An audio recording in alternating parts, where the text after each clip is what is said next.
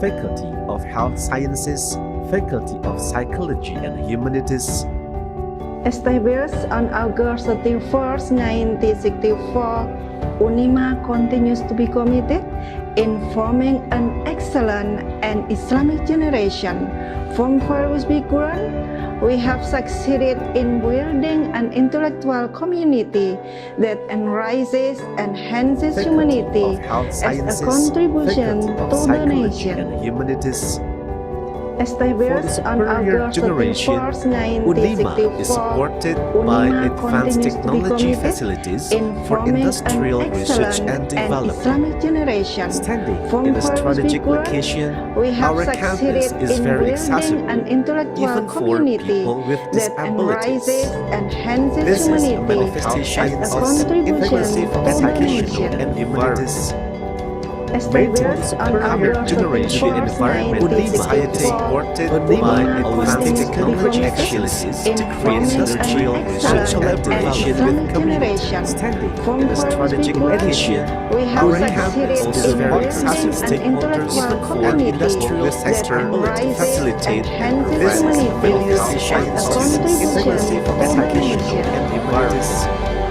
Established on August Generation 31st, environment 1964, is supported by UNIMA advanced continues to be technology committed facilities in to create forming an industrial research and excellent and collaboration with Islamic community. generation. Stands From opportunities for various backgrounds, education to we have develop campus succeeded is in very building accessible an stakeholders intellectual and community industrial that sector to enriches facilitate and and enhances progress humanity with as science, a contribution inclusive to the educational nation. and humanities. Established on August Generation 31st, environment 1964, supported UNIMA by advanced continues to be technology committed facilities in to create forming an industrial research and excellent and collaboration Islamic with community. generation. Stands From opportunities various for education backgrounds, to we have develop succeeded campus in is very building accessible an intellectual community industrial that sector to enriches facilitate and and enhances humanity.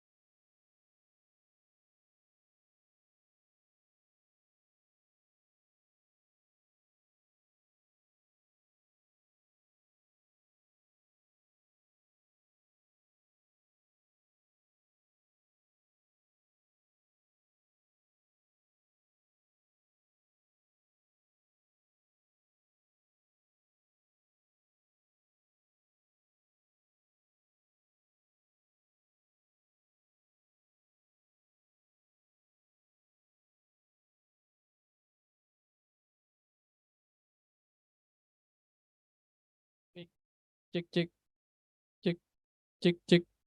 Betul. Cek cek cek. Aman.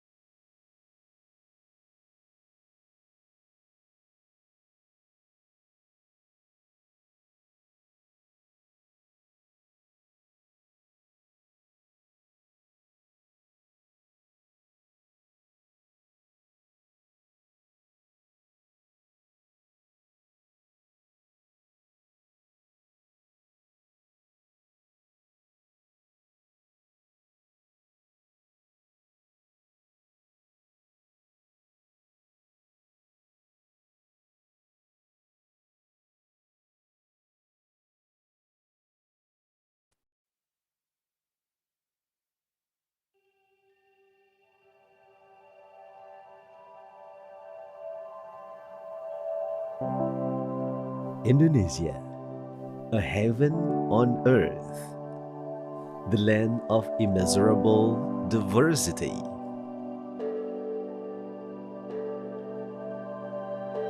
And this is Magelang, a beloved land.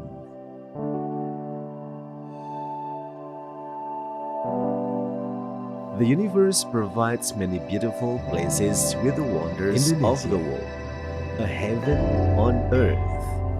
UNIMA, the land of present to be a milestone in facing a more competitive and inclusive era. And this is Magelang, with the prophetic spirit ethos and motivation, UNIMA is ready forming the quality people The based universe on provides Islam, many beautiful affording places excellent with graduates in wonders of the science world. and A Islamic heaven in on behavior. earth. UNIMA The land of present to be immeasurable milestone welcome in to facing a Universitas more Muhammadiyah competitive Magelang. and inclusive It era. has 7 faculties With 21 This is study Magelang with the programs, prophetic a beloved spirit, faculty, ethos and economics motivation, and business. UNIMA Faculty is ready of forming the quality Faculty people of based Education on provides Islam, many affording beautiful excellent graduates in science and Islamic in behavior. of Health Sciences, UNIMA Faculty of present to be Psychology and milestone Humanities, in facing a Universitas more Established Muhammadiyah on competitive Magelang. and August inclusive 31st, It has 7 faculties 1954, with UNIMA 21 study continues to be programs, committed a beloved in forming an ethos and excellent motivation, and Islamic UNIMA generation. is From various backgrounds, we have succeeded in building an intellectual community that enriches and enhances humanity as a contribution to the nation. For the superior generation, UNIMA is supported by advanced technology facilities for industrial research and development, standing in a strategic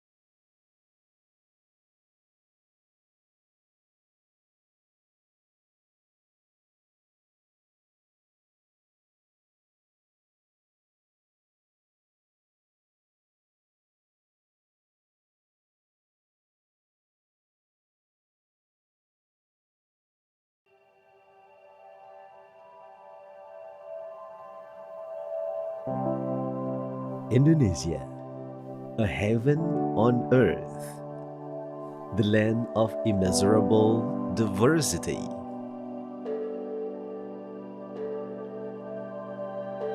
And this is Magelang, a beloved land.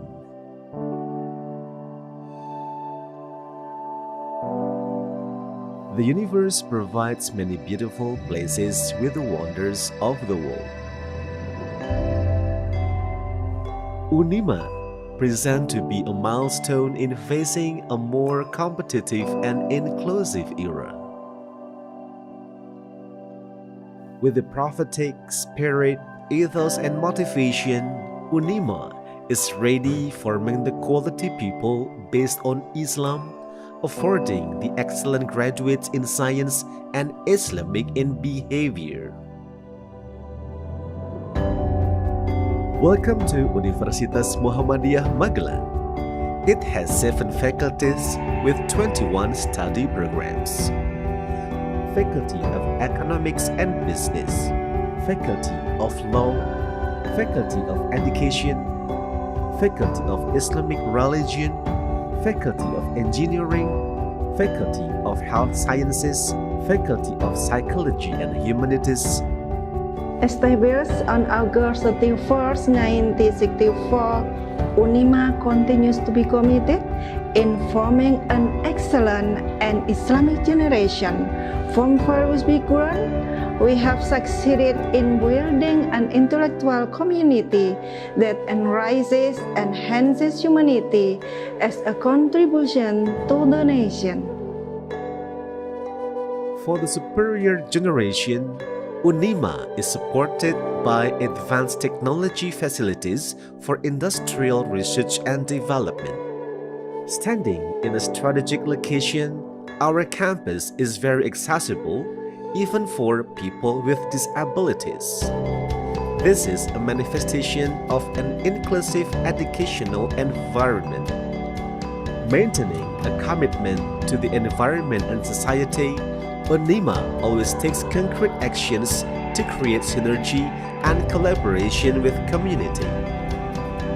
In addition, Unima also partners with stakeholders and the industrial sector to facilitate and provide convenience for the students.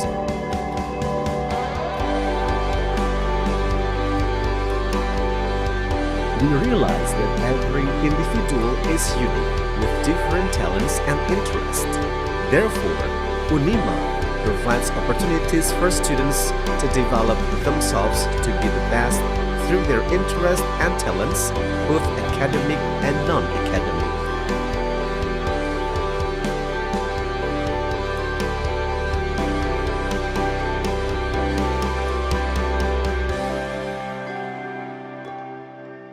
We embrace our diversity, growing the future together for Indonesia and for the world. Unima, moving and inspiring.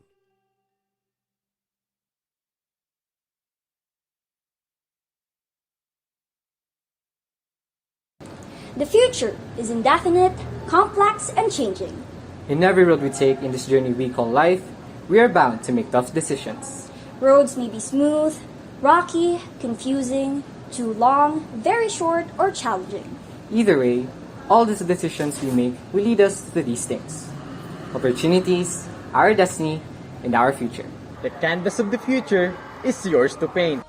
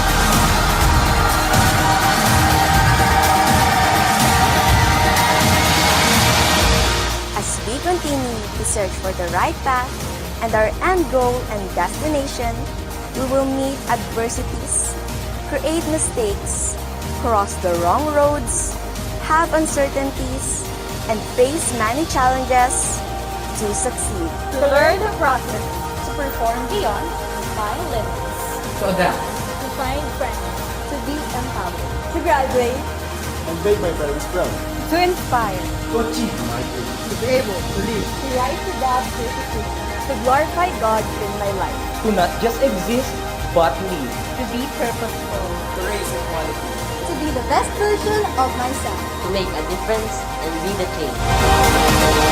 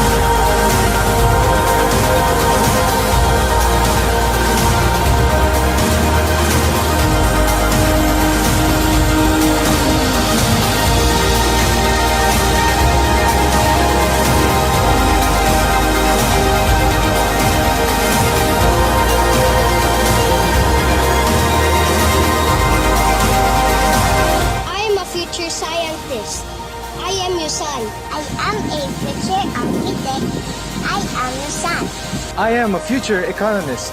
I am Yusan. I am a future 5-star hotel COO. I am Yusan. I am a future flight attendant. I am Yusan. I'm a future captain. I am Yusan. I am your future police general. I am Yusan. I am your future Chief of Staff, the Armed Forces of the Philippines. I am Yusan. I am the next health secretary. I am Yusan. I am a future CNN correspondent. I am Yusan. I am your future Pritzker awardee. I am Yusan. I am the next JED National Director. I am Yusan. I will be a doctor to the barrio. I am Yusan. I am your future chief executive accountant. I am Yusan. I am your future Chief Justice of the Supreme Court of the Philippines. I am Yusan.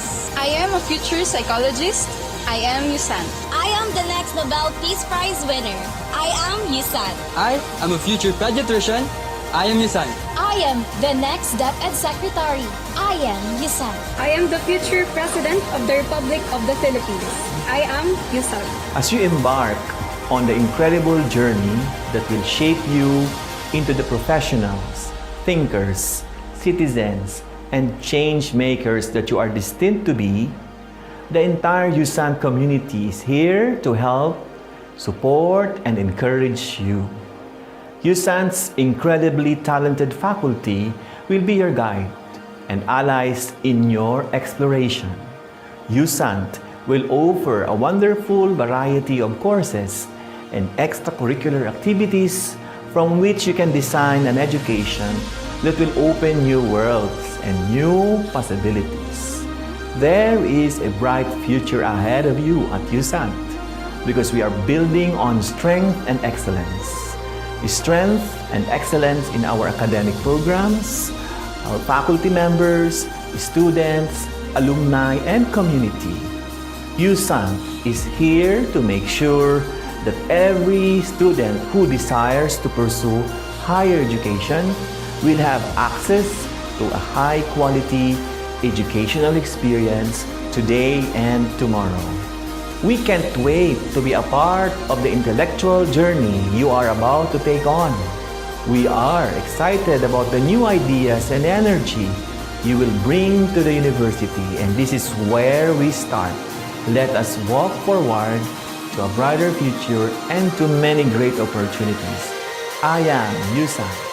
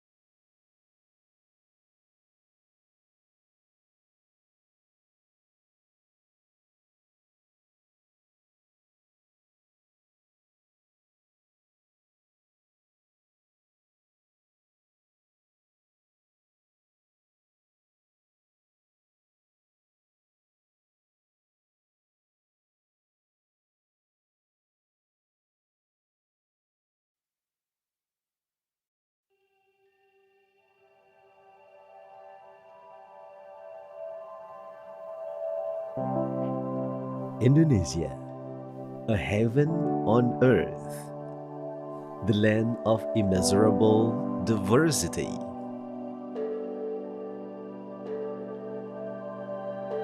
And this is Magelang, a beloved land.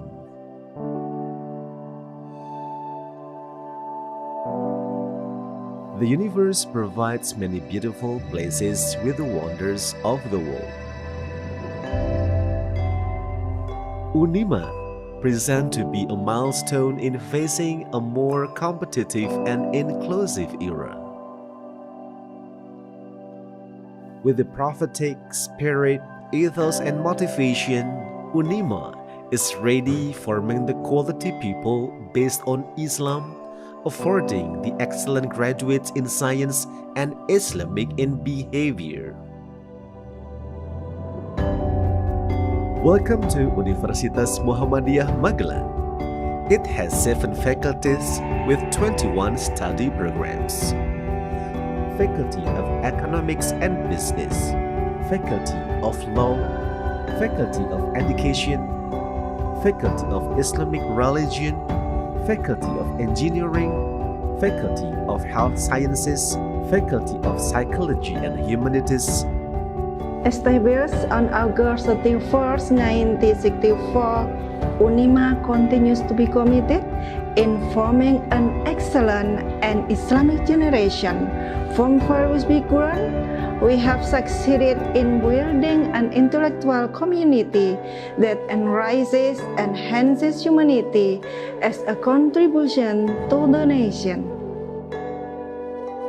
For the superior generation, UNIMA is supported by advanced technology facilities for industrial research and development. Standing in a strategic location, our campus is very accessible even for people with disabilities. This is a manifestation of an inclusive educational environment. Maintaining a commitment to the environment and society, UNIMA always takes concrete actions to create synergy and collaboration with community. In addition, UNIMA also partners with stakeholders and the industrial sector to facilitate and provide convenience for the students.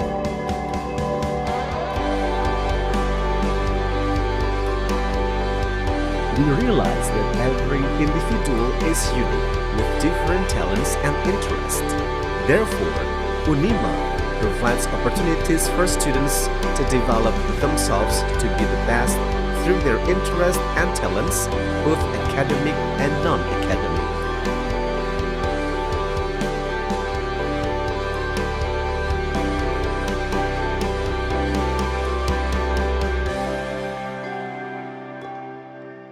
We embrace our diversity, growing the future together. For Indonesia and for the world. UNIMA, moving and inspiring.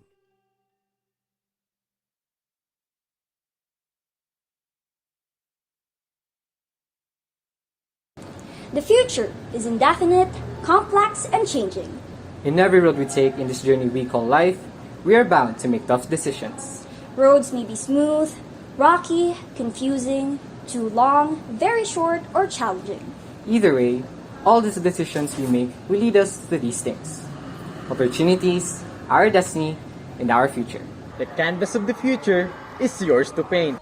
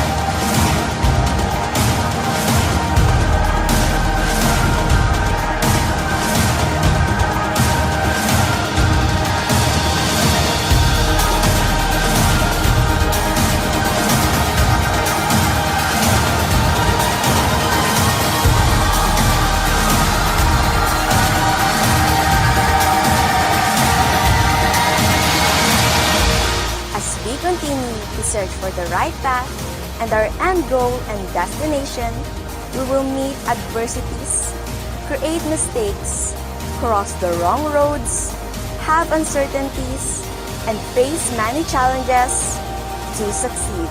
To learn the process, to perform beyond my limits.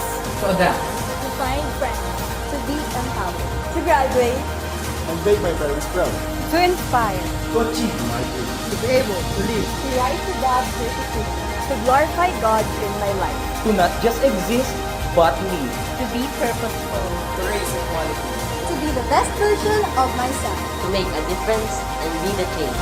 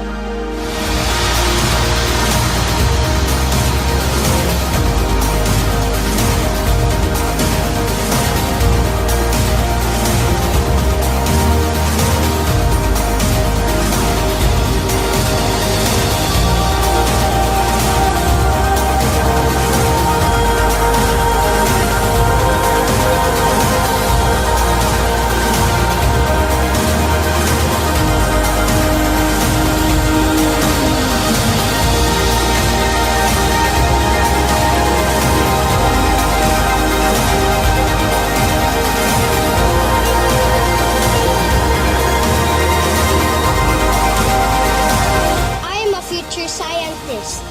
I am your son. I am a future architect. I am your son. I am a future economist. I am Yusan. I am a future 5-star hotel COO. I am Yusan. I am a future flight attendant. I am Yusan. I am a future captain. I am Yusan. I am your future police general. I am Yusan. I am your future Chief of Staff, the Armed Forces of the Philippines. I am Yusan. I am the next health secretary. I am Yusan. I am a future CNN correspondent. I am Yusan. I am your future Pritzker awardee. I am Yusan. I am the next national director. I am Yusan. I will be a doctor to the barrio. I am Yusan. I am your future chief executive accountant. I am Yusan. I am your future Chief Justice of the Supreme Court of the Philippines. I am Yusan. I am a future psychologist. I am Yusan. I am the next Nobel Peace Prize winner. I am Yusan. I am a future pediatrician. I am Yusan.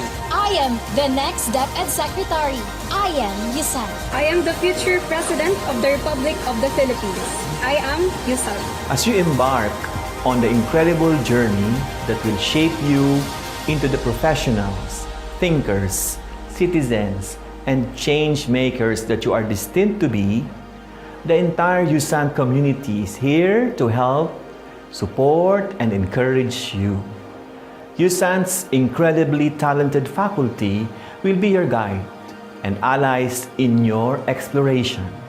Yusan will offer a wonderful variety of courses and extracurricular activities from which you can design an education that will open new worlds and new possibilities. There is a bright future ahead of you at Yusan because we are building on strength and excellence. Strength and excellence in our academic programs, our faculty members, students, alumni, and community. Yusan is here to make sure that every student who desires to pursue higher education will have access to a high-quality educational experience today and tomorrow. We can't wait to be a part of the intellectual journey you are about to take on. We are excited about the new ideas and energy you will bring to the university, and this is where we start. Let us walk forward to a brighter future and to many great opportunities. I am Yusan.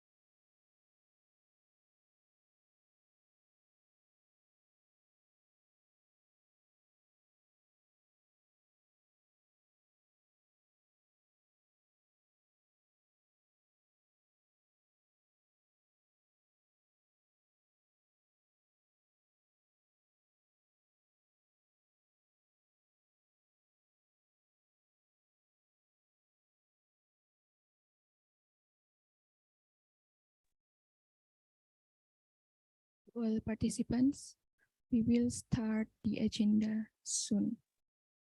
Please kindly switch your audio to silent mode to avoid interruption. Thank you.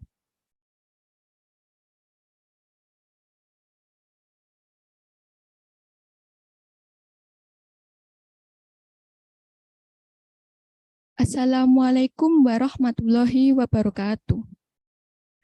The Honorable Rector of Universitas Muhammadiyah Magelang, Dr. Lili Andriani, President of University of Saint Anthony Philippines, Attorney Emmanuel S.D. Ortega, Dean of Faculty of Law, Universitas Muhammadiyah Magelang, Associate Professor Dr. Diah Adriantini Sintadewi, Dean of College of Liberal Arts, University of Saint Anthony Philippines, Professor Estrella T. Arroyo, Dean of College of Criminal Justice Education, University of Saint Anthony Philippines, Belen V. David, PhD, Head of Legal Studies, Universitas Muhammadiyah Magelang, the excellent speakers, Assistant Professor Dr. Habib Muhsin Syafi'i, Universitas Muhammadiyah Magelang, and Mr. Gerald A. Experies, University of Saint Anthony, Philippines.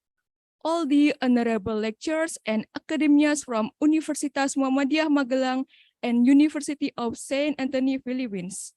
Also distinguished guests, participants, ladies and gentlemen.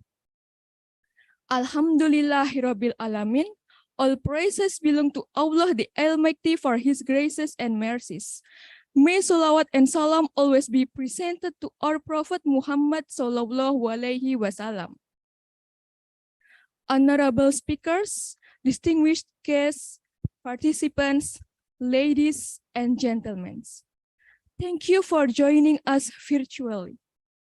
This May is the second time the webinar series in collaboration between Faculty of Law, Universitas Muhammadiyah Magelang with College of Liberal Arts and College of Criminal Justice, University of Saint Anthony, Philippines is being held. This second lecture series is hosted by Faculty of Law, Universitas Muhammadiyah Magelang, and today's event topic is Urgency of Human Rights Protection, Learning from Indonesia and Philippines Experiences. All the honorable participants, I am Zikrina Husna Liani Atvan, acting as the Master of Ceremony, and allow me to lead today's agenda. The first agenda is opening. Let's begin this webinar today by reciting Basmalah together. Bismillah. Coming up for a great moment, we would like to invite you to rise and sing the national anthem of Indonesia Raya, followed by the March of Muhammadiyah, Sang Surya, continuing by the national anthem of the Philippines, and followed by the hymn of University of Saint Anthony, Philippines. Ladies and gentlemen, please rise for the national anthem of Indonesia and the Philippines.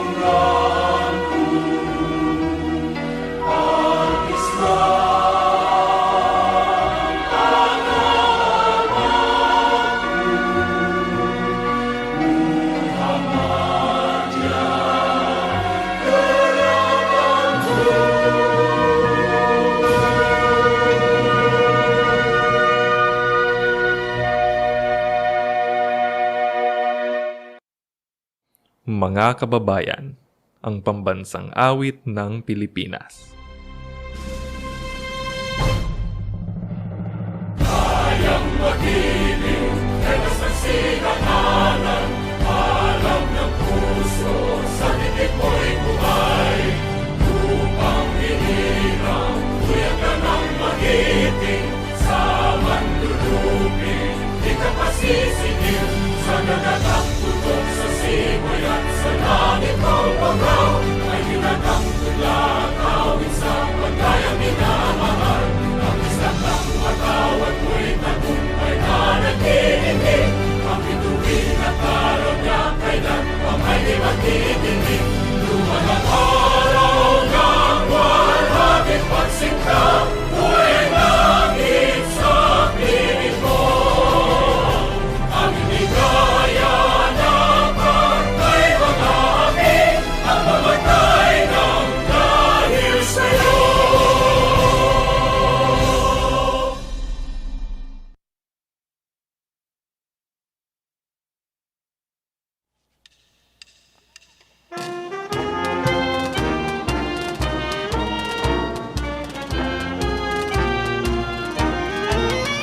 All the youths and voices sing in accents loud and clear. All the youths and echoes ring for the school we love so dear. Here we march in search of a song, perseverance and all ears. Here to start and here to stay long. At the end of winding rain, we are here, yes, with the light, and we shall serve.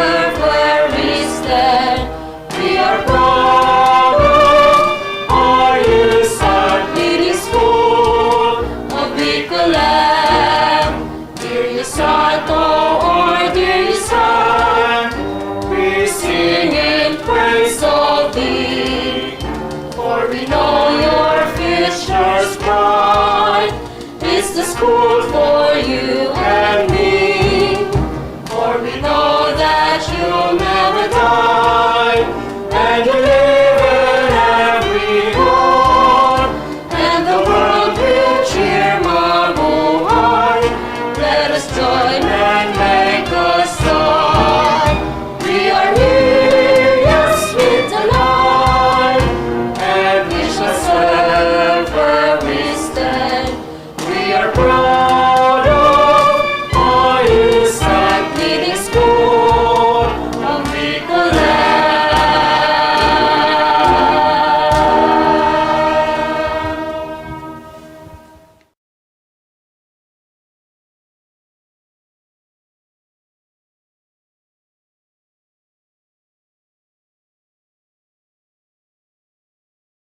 Thank you for your attention. All the honorable participants, the next agenda is welcoming remarks from Secretary of Legal Studies, Faculty of Law, Universitas Muhammadiyah Magelang, Bapak Hari Abdul Hakim.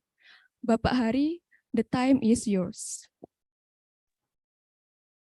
Well, thank you, Zikrina. Good morning, everyone. Bismillahirrahmanirrahim. Assalamualaikum warahmatullahi wabarakatuh. Honorable Vice Dean, Faculty of Law, Universitas Muhammadiyah Magelang, Ibu Puji Sulistianingsih. Honorable Dean, College of Liberal Arts, Professor Estrella Arroyo. Good morning, Prof. And Honorable the Dean of College of Criminal Justice Education, Professor Belen V. David, PhD. Good morning, Professor Belen.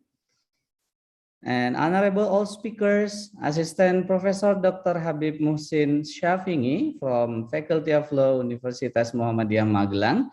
And also Honorable the speakers, Mr. Gerald Experies from University of St. Anthony, Philippines.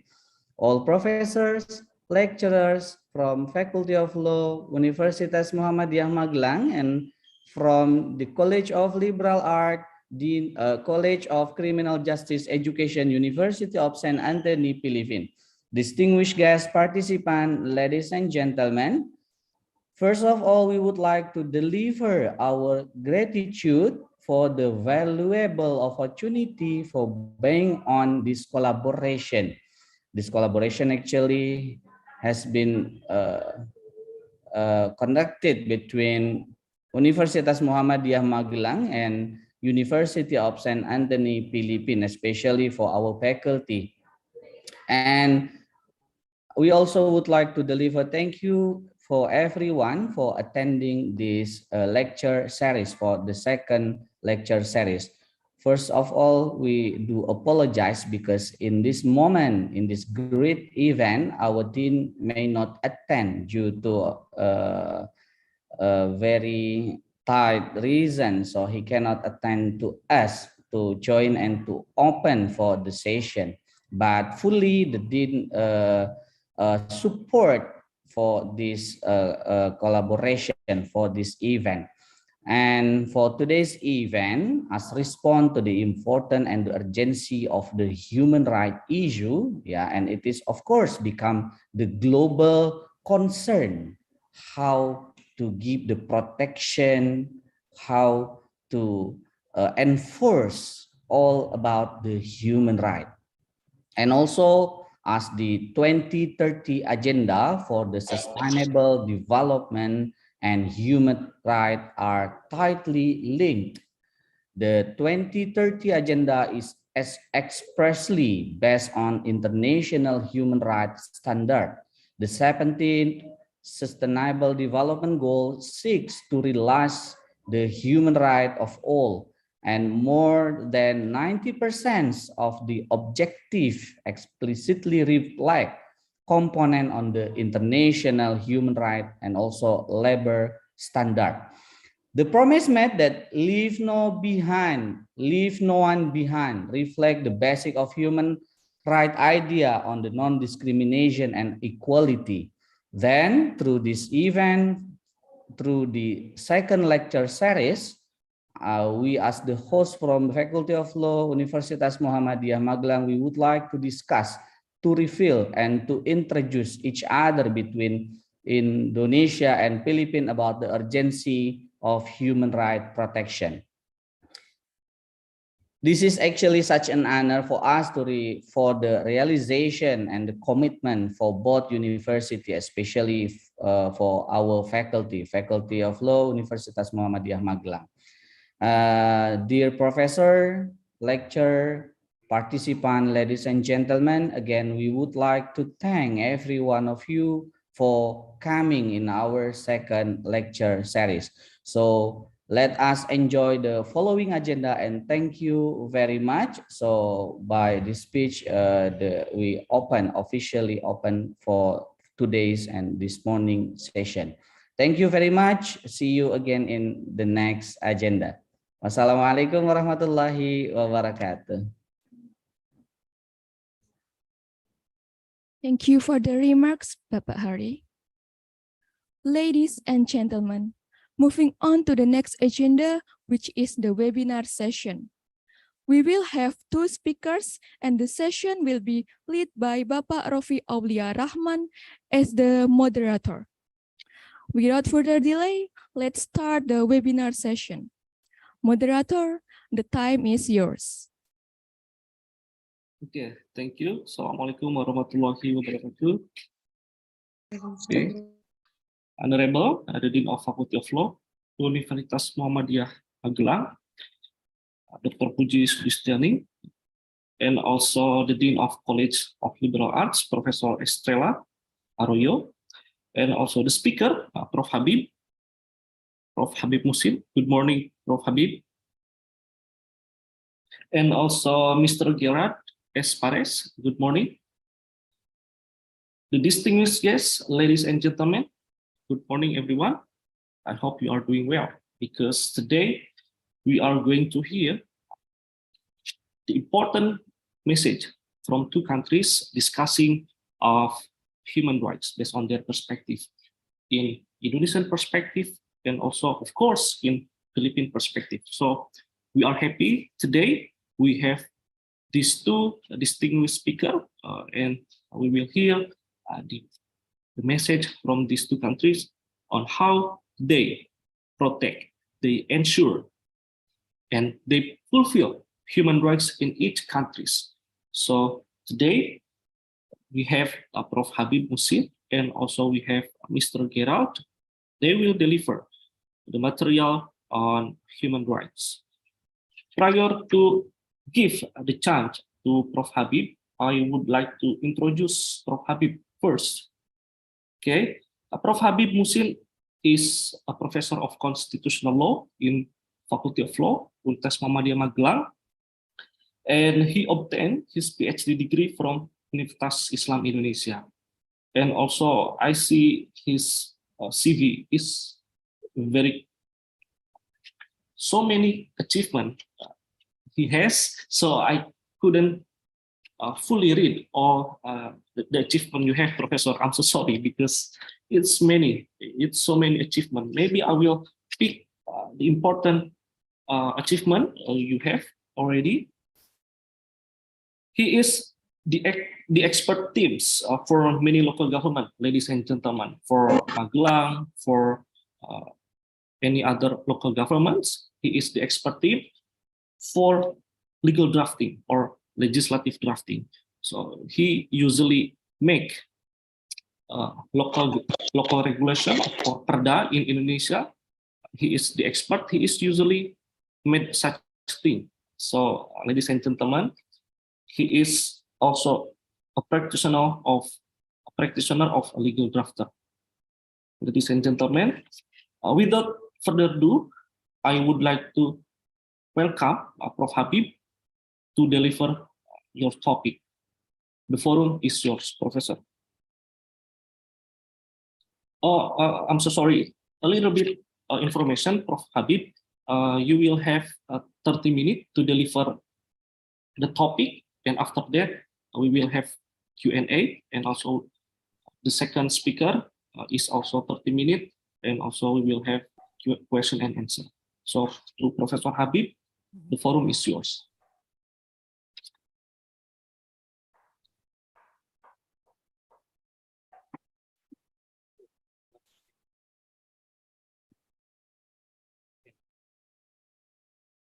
Assalamualaikum warahmatullahi wabarakatuh. Ladies and gentlemen, good mornings.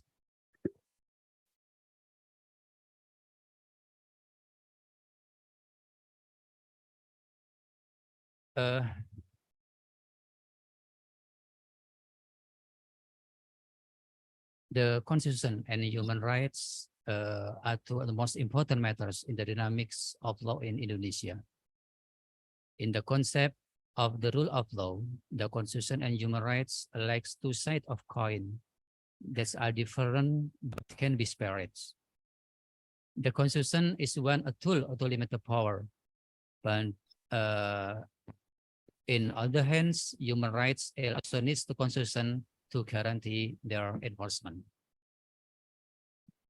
The struggle for recognition and protection of human rights in Indonesia has been fought along with the story of struggle of Indonesia independence. The story of the struggle for human rights can be broadly divided in 4 parts. The first, before independence, and 2, and human rights under 1945 Constitution, and then human rights under risk constitution and provisional constitution, and the last, how human rights after political reformation in Indonesia. Yeah, we will see before independence. During this period, there are various groups established that serve as ideas to for demand for human rights recognition. The first appears Organization of Islamic Trade Union, or Syarikat Dagang Islam, was formed by Haji Saman Hudi in Solo City at 1905. And then in the parties and the Indonesian National Party fought for the rights to freedom from colonialism. And then the Budi Utama movement in 1908 fought for the freedom of opinion and organization.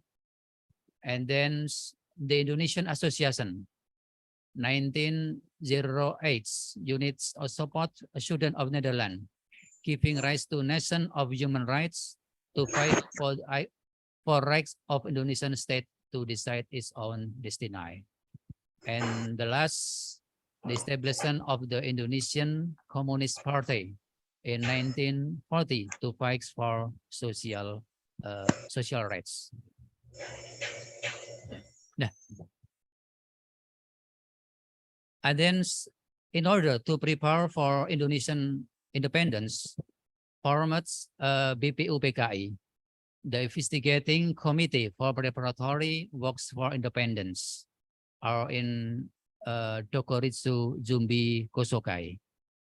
The main duty of the main duty is prepare everything for independence, like constitution, state legal basis, the form of the states, etc. The one of important issues in this council is human rights. And this council, there is 2 factions, 2 ideas regarding human rights in constitution. The first, the faction which agreed human rights needs to be included in the constitution, and the other hand, human rights don't need to be listed in the constitution. Now, how about the reason about this opinion?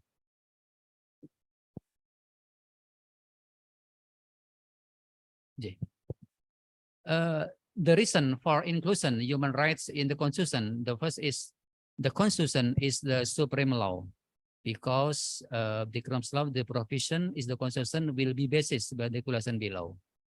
And then 2, human rights are parts of constitution. As one of the consent, web of contents of constitution is human rights.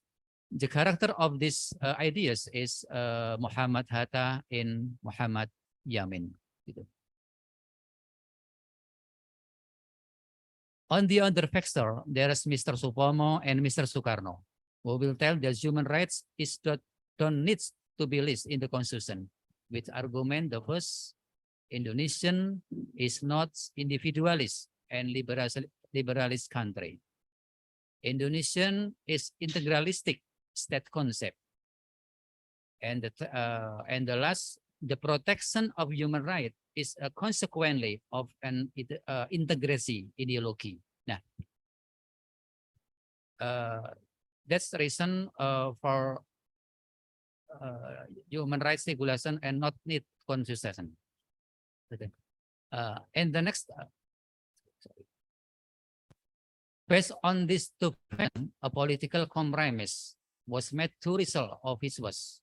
The first, human rights just limited in 7 articles, and then simple formula, and then needs implementing regulation.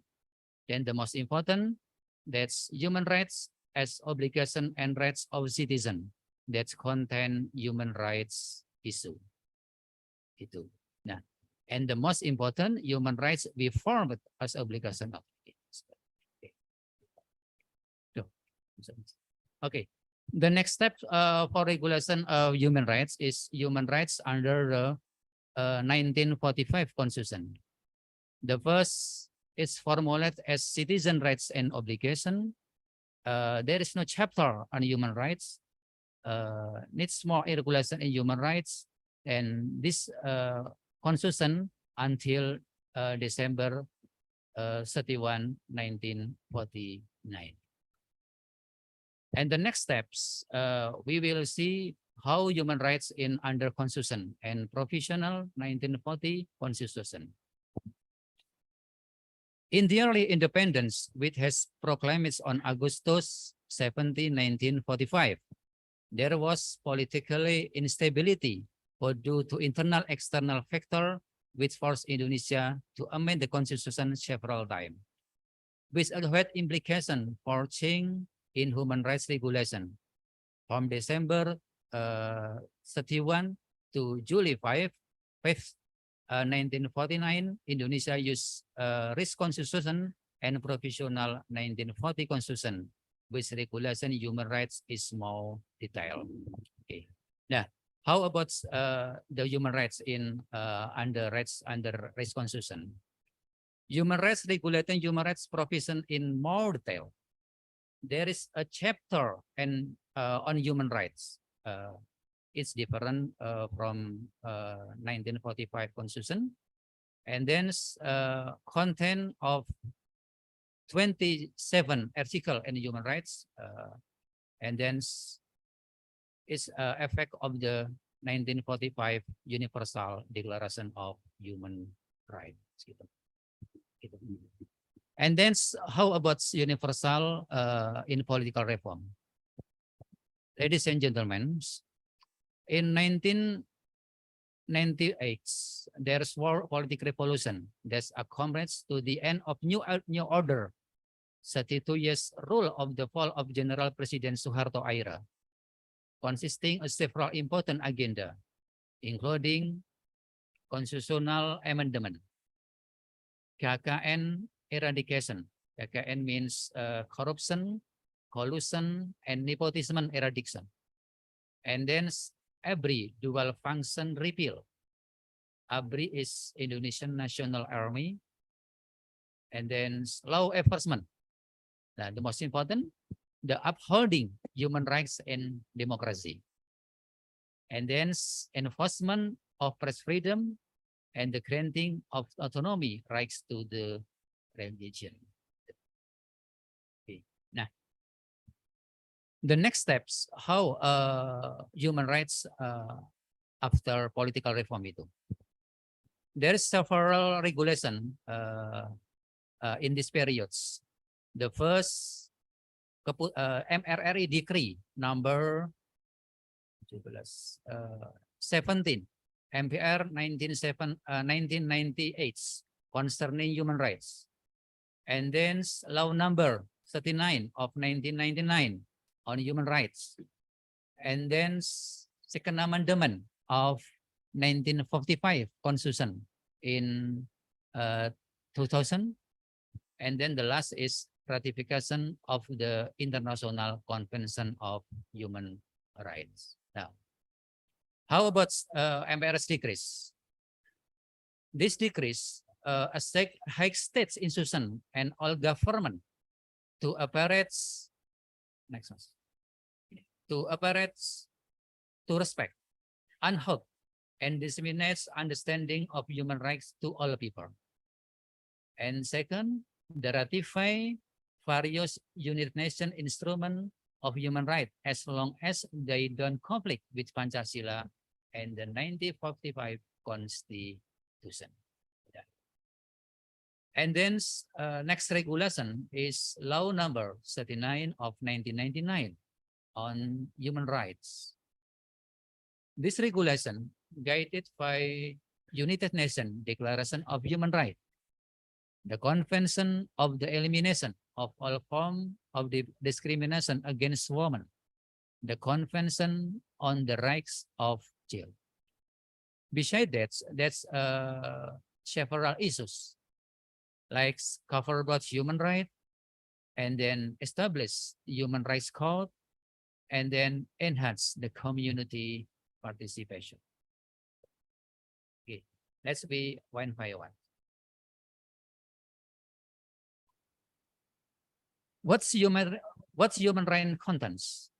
This law contains several human rights provisions, like right to life, the rights to have a family and continue the lineage, the rights to self-development, right to justice, the right to personal freedom, the right to feel safe, the right to welfare, the right to participate in government, and women rights, children rights, and the rights to freedom of religion. The next issue is Human Rights Commission or Komnas HAM. Komnas HAM is independent institution, has a function, duties, authorities, and responsibilities to carry out studies, to research, to counseling, to monitoring, and mediation on human rights. But the most important too is public participation in rules.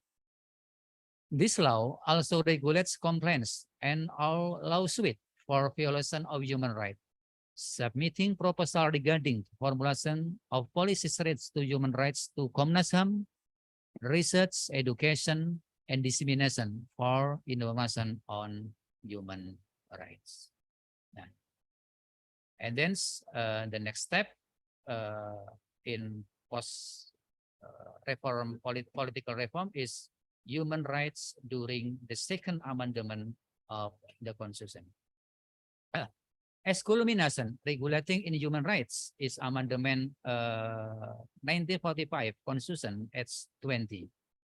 The first, there is special chapter on human rights, as in chapter XP with 10 article and 26 paragraph. The next human rights regulation is addressed to everyone, formally to citizens, not to everyone. This is very different. The next, the affirmation, that's protection, promotion, enforcement, and fulfillment of human rights is the responsibility of the state, especially the government. And the next, the systematic regulation of human rights is aligned with the systematic regulation of human rights in the Universal Declaration of Human Rights. And the last, that's human rights are not abused or without limits.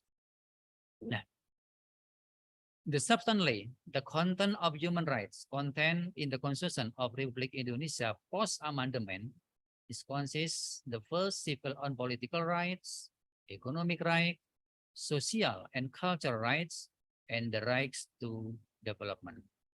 Besides that, in addition, human rights provision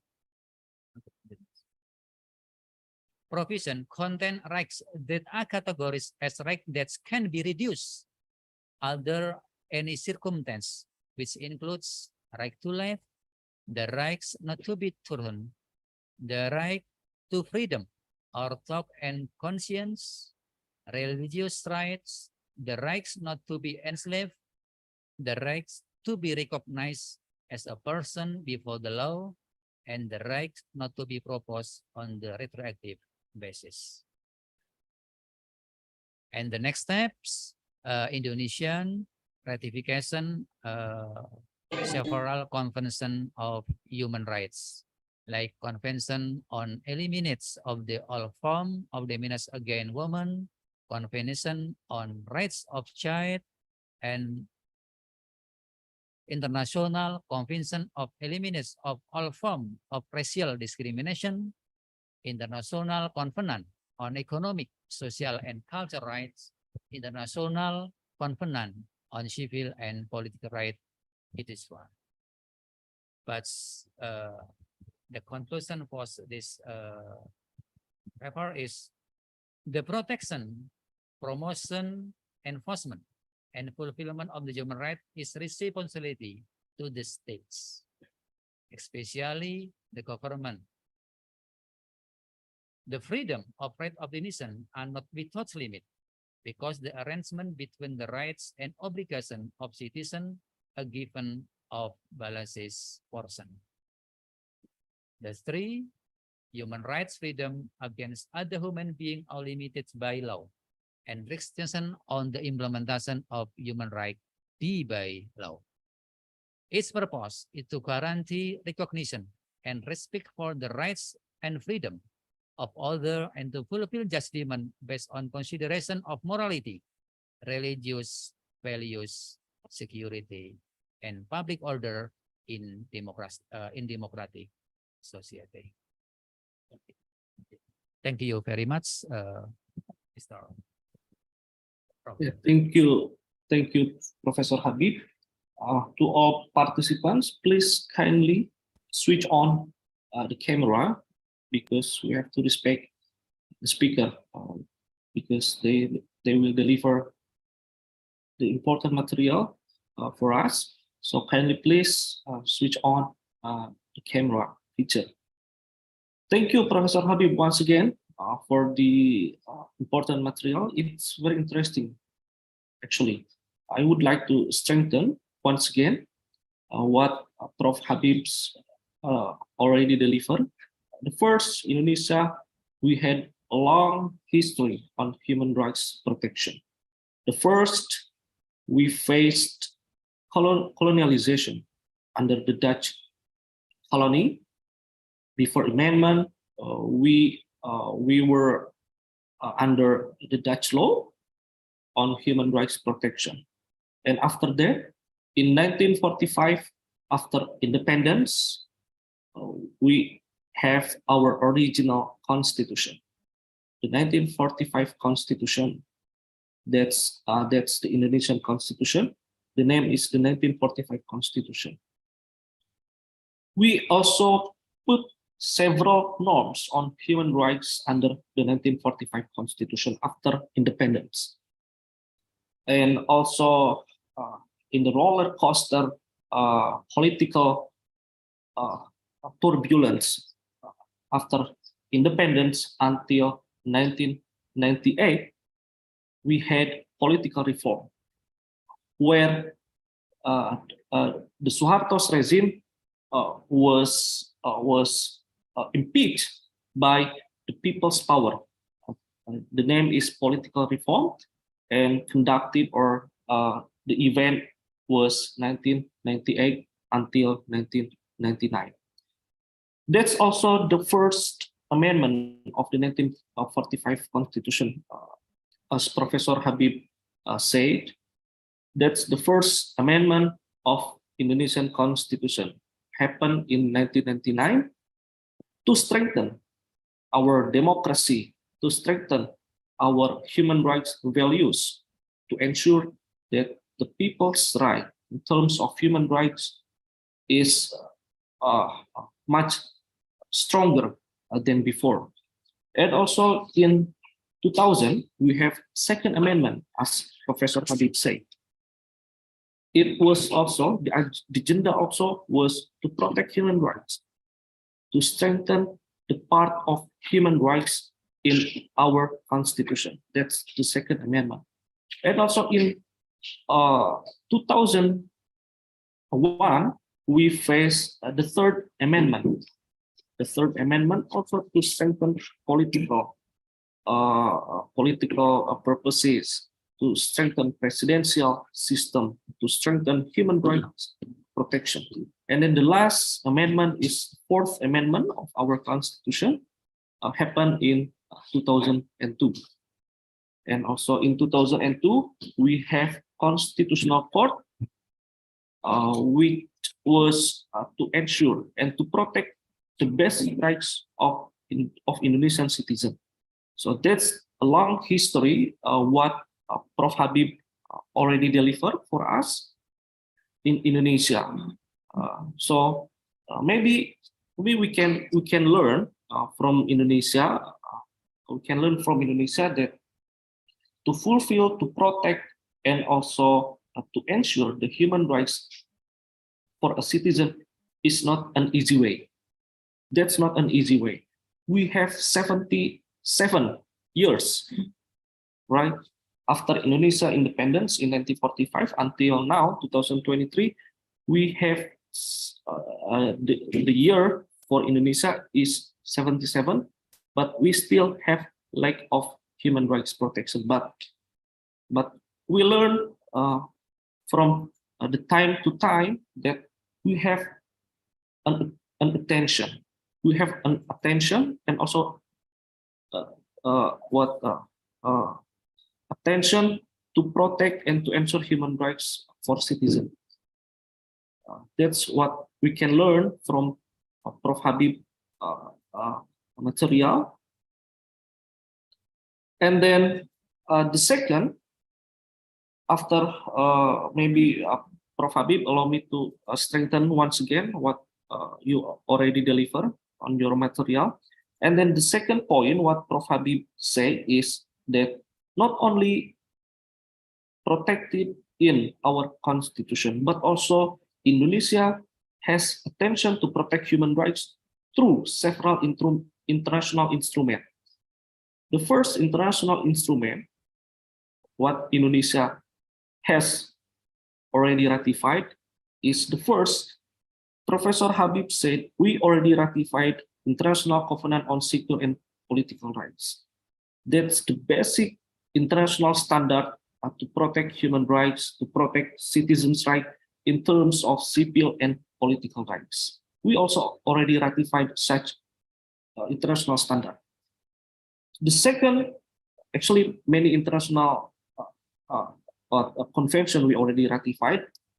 The second is International Covenant on Economic, Social, and Cultural Rights. In terms of economic rights, Indonesia also has ratified such protection, such standards. We also put Universal Declaration of Human Rights Principle through Human Rights Act 1999. We also put several principles in Universal Declaration of Human Rights through our existing law, through our law, national law, still exists right now until now. Human Rights Act 1999. So that's the conclusion. That's the point I can pick and I can conclude of what Professor Habib already delivered for us. I hope you can learn from Indonesian experience on human rights protection. From the Dutch colony after independence, political reform in 1998, Fourth Amendment we faced 1999, 20, 21 until 22. We already 4 times to amend our constitution, and until now we still have the Fourth Amendment of the Constitution. All right, the next speaker, we have young researcher, young expert from the Philippines, because Mr. Gerald, are you here? Yes, sir, I'm here. Okay, thank you. Now we have young expert from the Philippines. He will deliver human rights protection based on the Philippine view. Prior to give a chance, to give time to Mr. Gerald, allow me to introduce Mr. Gerald. Mr. Gerald, he is taking Juris Doctor program now, and also he is also a full-time college instructor in University of St. Anthony, and also he is a legal researcher at Mendoza Martelino Law Office. Maybe that's law firm, right? Law office. And also he attended many trainings. To strengthen and to sharpen his legal knowledge. Okay, Mr. Gerald will deliver human rights protection, human rights value. I think it's very interesting because we have to learn, we have to see how other countries, especially the Philippines, they ensure, they protect, and also they fulfill the human rights for citizens. So without further ado, Mr. Gerald, for everyone, for the participant, if you have any question for Prof. Habib, kindly please write down through the chat feature, or you can use raise hand feature after Mr. Gerald's presentation, okay? And also for everyone, please, once again, to respect our distinguished speaker, please switch on the camera feature. Okay. Without further ado, to Mr. Gerald, the forum is yours. Thank you. Allow me first to share my screen.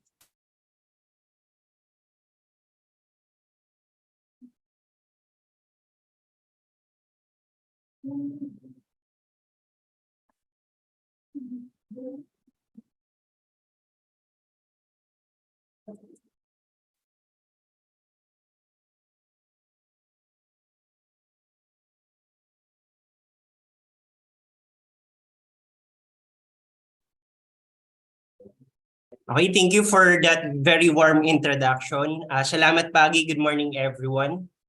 To break the monotony and to make sure that basically everyone is still here with us, I will be starting my lecture through a short activity, which will require your participation, of course. This activity will only need a minute or two, so perhaps we can do this. Where's the chat? Okay.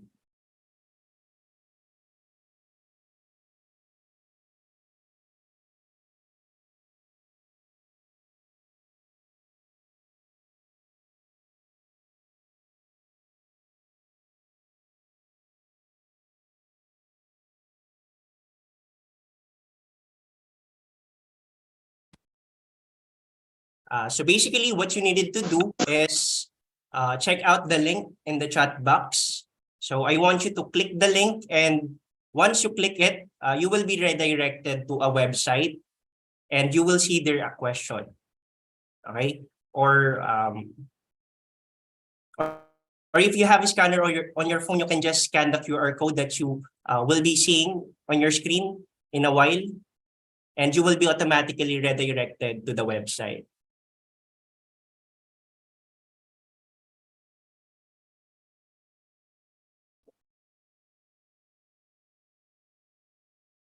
Here.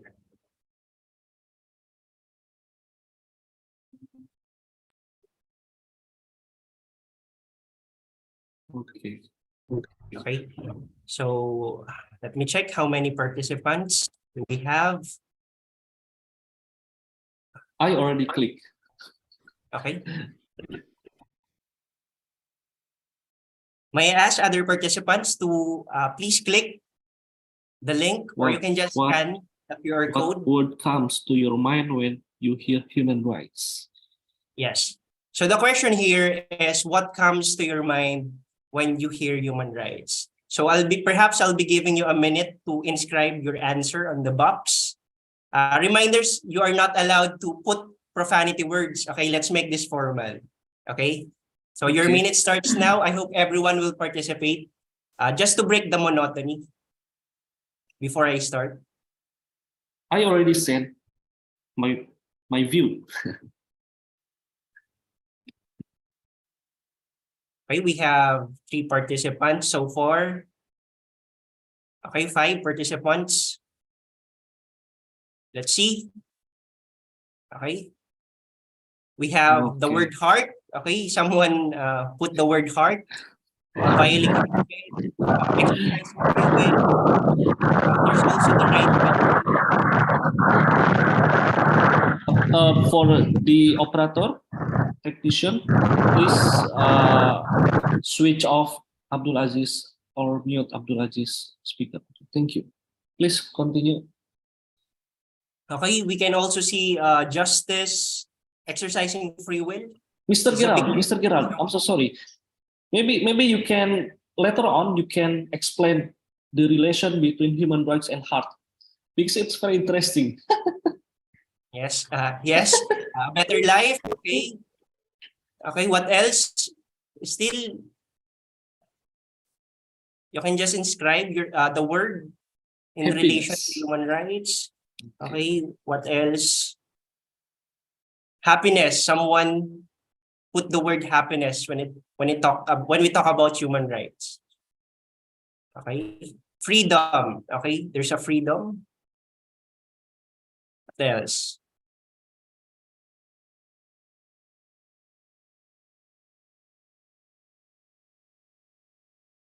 Equality. Okay. So we will just basically let's just check this after I had my lecture. So, but if you wanted to inscribe your answer on this activity, you can do so because we will go back to this after my lecture. Okay.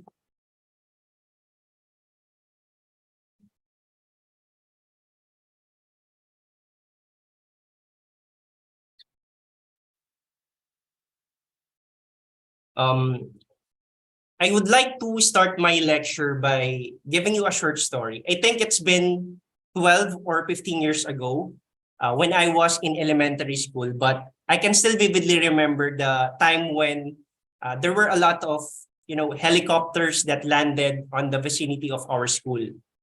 We were young at that time, which means that we are very curious to see helicopter. But when we already see the helicopter near at hand, we were actually shocked to see a lot of dead bodies of alleged NPA or the New People's Army, which is an activist, which is an active communist rebel in the Philippines, as well as the dead bodies of from the side of the armed forces. I can still vividly remember the fresh red blood dripping from those dead bodies. I can still vividly remember their amputated body parts. Some of them actually no longer have their legs. Some of them no longer have their arms, stomach, shoulder, and whatnot. And at that very young age, that was actually an eye-opener of how cruel the world is, especially for me. For the first time in my life, every time I go alone, I would subconsciously think of those dead bodies. Their blood spilling everywhere, and every time I go to sleep, I was very anxious. Perhaps that's the effects of seeing the scene for the first time. But later on, it's been weeks when from time to time the dead bodies are constantly dropped by the military helicopters. And, for a couple of weeks, I realized that I no longer that affected compared to the first time every time I see a dead body. To say the least, I have grown accustomed to the scene. And perhaps not only me, but also those people who were able to see the same scene in normal basis. So the scene of dead bodies became normal. So people, including me, Somehow, we no longer care that much when there are new bodies again being dropped by military helicopters. Now, why did I share that experience? Because by analogy, the same sin is happening when we talk about human rights violation. It is a well-known fact that human rights violations indeed happen everywhere, right? It's not only limited to the poor or developing countries, but also to those highly developed countries. But when human rights are frequently violated over a time period, it becomes normal. It becomes normal to the point that people grown accustomed of those human rights violations. And what is the tendency? People will no longer call out or express basically their dissent against those human rights violations. Because, they have grown accustomed to it. And remember that it doesn't mean that it is normal, it is right or proper. It doesn't mean that it is normal, we should tolerate it. And when human rights violations is normalized, it becomes a huge problem. That is why there is an urgency to protect human rights, especially right now in the 20th century. Now, to allow me to share the outline of my lecture for today, here you can see on your screen, I'll be talking about first human rights cases, human rights data, obviously the definition of human rights, and the intervention, all in the context of the Philippines. Hopefully, you will learn a lot during my lecture. So, to begin with, perhaps one of the prevalent human rights cases right now in the Philippines, which I assume every one of you or even our friends in Indonesia would have already known that, and that is killing. Although in the previous administrations in the Philippine history, every president of the Philippines had been on several issues of human rights violations, particularly killing. But in the year 2020 to 2021, the human rights violation, the human rights situation in the Philippines deteriorated. And one of the reasons for that is the war on drugs of the previous president, Rodrigo Duterte, which allegedly based from reports, targeted mostly of the, mostly the impoverished Filipinos in the urban areas. And the killings, according to the police and media reports, dramatically rise during the COVID-19 lockdown. Here I'll be sharing you some of the pictures. I hope no one is eating right now, because some of the pictures here are sort of brutal, I would say. Here you can see some of the pictures of the dead bodies of those alleged drug users and pushers, which are extrajudicially killed in the police operations. And there was also news actually circulating in the Philippines year 2020-2021 until now, that there were a group of militias who are separately moving and killing those suspected persons involved in drug operations. The next clip that I would show you is the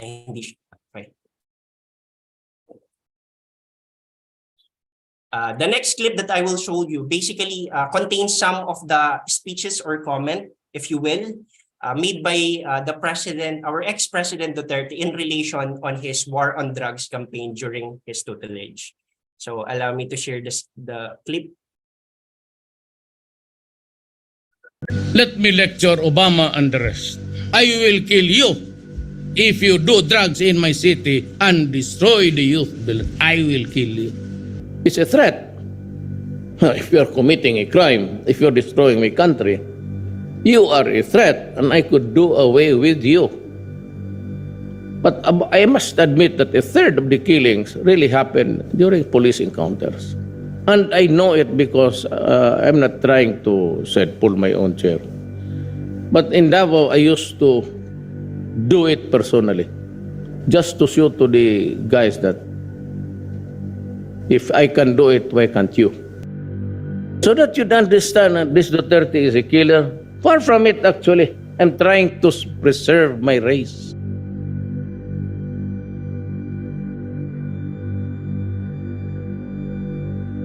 Duterte, why does he have to kill people? Why don't they just go to the rehab?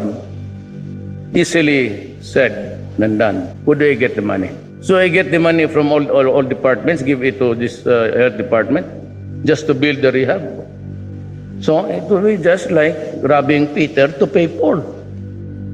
Remember that shabu use, constant use of shabu, 6 months to 1 year, shrinks the brain. If the brain is already shrunk, rehab is no longer viable. So I do not expect the human rights, I do not expect Obama, I do not expect the EU to understand me. Do not understand me. And if you think it is high time for you guys to withdraw your assistance, go ahead. We will not beg for it. Okay.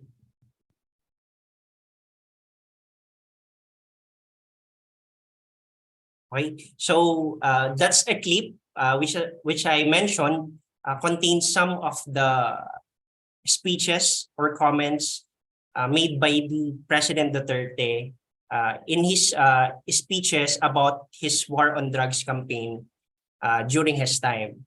Okay, so you see, based from the clip, you will see that it's very evident that our ex-president Duterte is definitely an anti-drug Caesar. So, nonetheless, let me lecture from the aside from the drug persons, okay, aside from the drugs person, the victims of the killings also involve human rights defenders, lawyers, and journalists. So it's not only delimited actually for those victims who are has connection or have connections with drugs, but also to those human rights defenders who claim that they have died because they are blatantly against the war on drugs of President Duterte.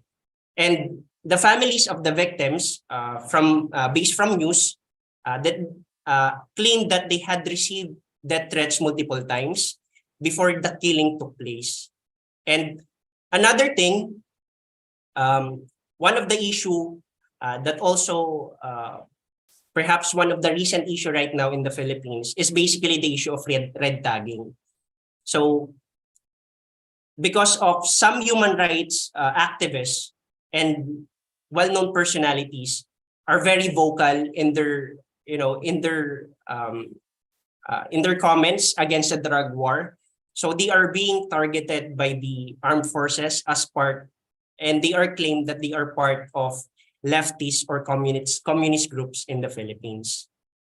So these are some of the recent human rights issues right now in the Philippines. And aside from that, we also have there was also the issue of violation of the freedom of speech and press. It is also the time when Duterte allegedly made use of his influence and authority in the Congress, particularly in the House of Representatives of the Philippines, where the lawmakers voted in favor of giving the ABS-CBN a new franchise, which is one of the leading, for your information, ABS-CBN is one of the leading news and entertainment company in the Philippines. And this is because the ABS-CBN, according to news, has been allegedly biased against Duterte, especially the way that they portray Duterte in their news headlines. And there was this allegations that because during the election, ABS-CBN refused to air Duterte's campaign advertisement. So likely it's Duterte's way to go even with them. However, there was this action by the Congress of the Philippines was frowned upon by many Filipinos, but at the same time, there were also Filipinos that supports the shutdown of the ABS-CBN. And the same thing happens to Rappler. So Rappler is basically one of the most blatant news companies against Duterte, which is said to be allegedly biased against Duterte in their news headlines, reports, and even media conferences. And aside from this, there was also the issue of child labor. Okay, so the child labor issue, which I presume already became normal in the Philippines, especially on the impoverished sector of the Philippines, since children are left no choice but to work for themselves due to poverty. So it becomes normal actually, and that's very unfortunate. And also there's an issue right now of the congestion of some of the penal establishments in the Philippines. To give you a short data, according to the 2022 country reports on human rights practices, you will see here that one of the prevalent violations of human rights in the Philippines is actually the R1, or the deprivation of life and liberty. So almost more than 50%, are violated, or more than 50% cases are claimed to have been violated these rights, followed by the attack on freedom of expression and press, the discrimination and social abuses and trafficking. There's also the curtailing the freedom to participate in political process, the rights to education, the workers' right, and others. And aside from that, according to the global economy, the human rights and rule of law indicator, which you can see on your screen, this provides a list of the rankings of the countries. And basically here, the higher the rank is, the more cases of human rights violation. And you can see on your screen, hopefully it's still visible. In 2015, the Philippines ranked around 97 among of the 144 countries around the world. But 7 years after, in 2022, the human rights situation in the Philippines hugely deteriorated, which caused the Philippines to be ranked around 34th place, which is of course alarming because the difference was very huge. And given that it's been only 7 years when this human rights violations peaks. And aside from the human rights data, ladies and gentlemen, I want you to remember these 5 principles of human rights, because by knowing these 5 principles, this is very basic principles, but if you know these 5 principles, you will be able to thoroughly understand the concept of human rights. And even for layman, because sometimes human rights are much more inclined in legal basis or in technicalities, but in order for everyone to understand the concept of human rights, I have here the 5 principles of human rights. First off, human rights is universal, which means human rights are seen everywhere in the world. It is not only delimited to those developed or highly developed countries, but everywhere, which means that it is also present to those poor countries and developing countries. Right? So second, human rights are inherent. Human rights are inherent in all of us. And the fact that we are born human, it means we already possess these rights, and these rights are innate on us. Third principle is that human rights are inalienable. What do you mean by inalienable? They are neither can be bought nor given away. As a rule, human rights cannot be taken away, right? But there's a certain exceptions under exceptional circumstances, but it must be always done in accordance with the due process of law, which means that it must be fair and reasonable. The fourth and fifth, human rights are indivisible and interrelated. Perhaps when you think about human rights, the rights that will come to your mind is perhaps the freedom of expression, as we can see on the activity a while ago. Some of them actually stated human freedom of expression, freedom of the press. So usually, that's the usual rights that you can think of, such as the also the right to peaceful assembly, the rights against unlawful searches and seizures, the right to vote, the right to unlawful arrest, and whatnot. So basically, these are examples of civil and political rights. But the thing is, human rights do not only involve such rights. Because what about the rights to education? What about the right to health? What about the right to intellectual property and whatnot? Which are examples of economic and social cultural rights. So human rights are indivisible and interrelated because one set of rights cannot be enjoyed without the other set of rights. So they come in complete set. Okay? So now I want to introduce to you some of the provisions of the Article 3 Bill of Rights of the 1987 Constitution of the Philippines, which guarantees the protection of human rights in the Philippines. Obviously, we have 22 Bill of Rights in our Constitution, but we will not go further. I just listed here these common provisions. First is under Article 3, Section 1. No person shall be deprived of life, liberty, or property without due process of law, nor shall any person be deprived of equal protection of law. Now, when we talk about deprivation of life in the Philippines, all types of killings, whether they are done extrajudicially or judicially, are frowned upon by the law. Although we have death penalty before, actually we have death penalty before in the Philippines, but it was now suspended by the Congress and the Constitution. So when a person was proven guilty beyond reasonable doubt and was basically given verdict by the court of death penalty, such penalty will be lowered down. So the convicted person shall only receive reclusion perpetua or the life imprisonment at very least. And the right to life, when we talk about right to life, it does not only it does not only mean that a person needs to be preserved of his life, because it also extends to the right of a person from any imputation of his body parts.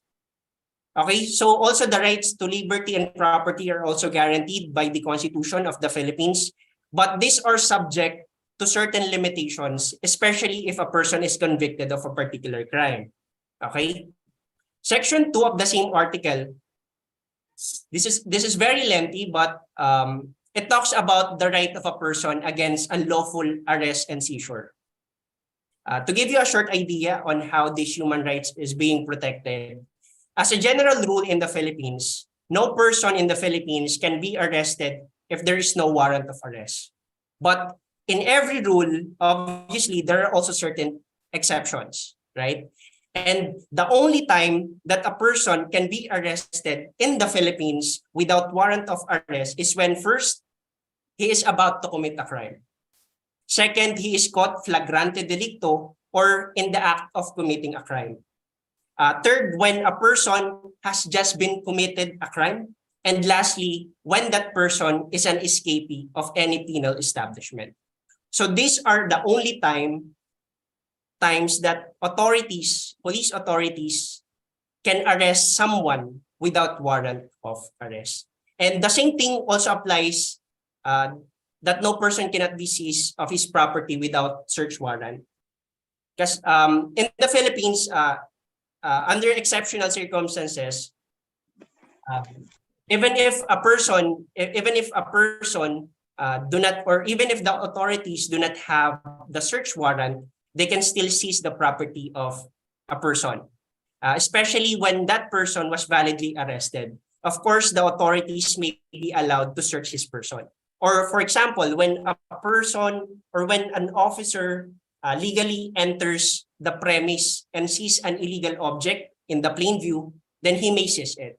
Or when there's a moving vehicle, for example, and the police officer has that reasonable suspicion, he may be that vehicle may be stopped and searched for criminal activity, and or when the person consents to be searched without search warrant. So these are some of the circumstances when search warrant and warrant of arrest may be done, or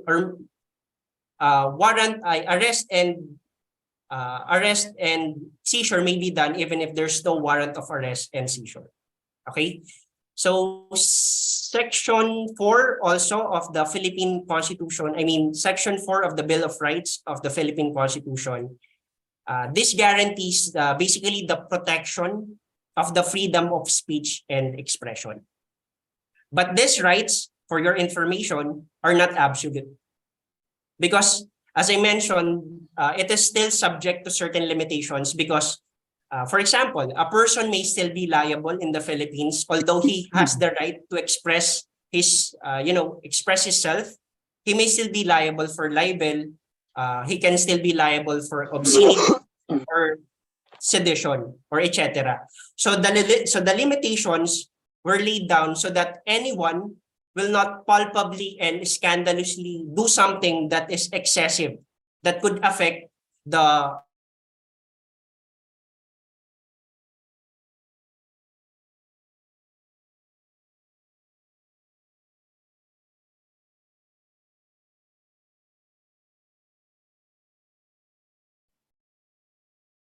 Hello? I think Mr. Gerald connection is trouble.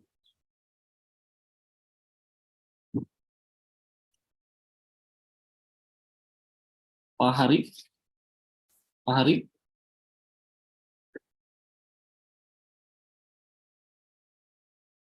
Pak Hari Abdul Hakim?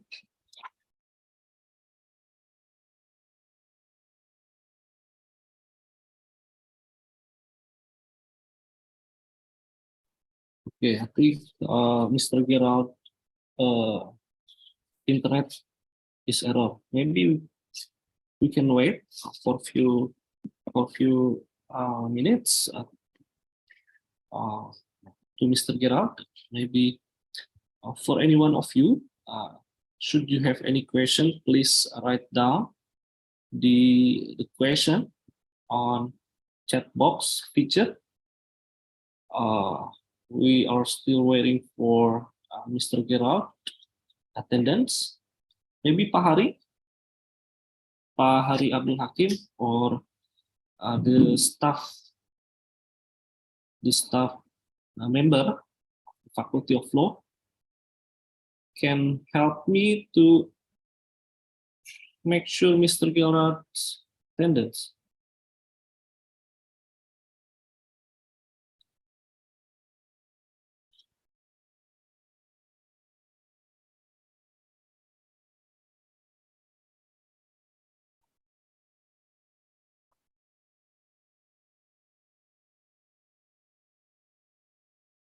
Okay, we can wait until Mr. Gerald.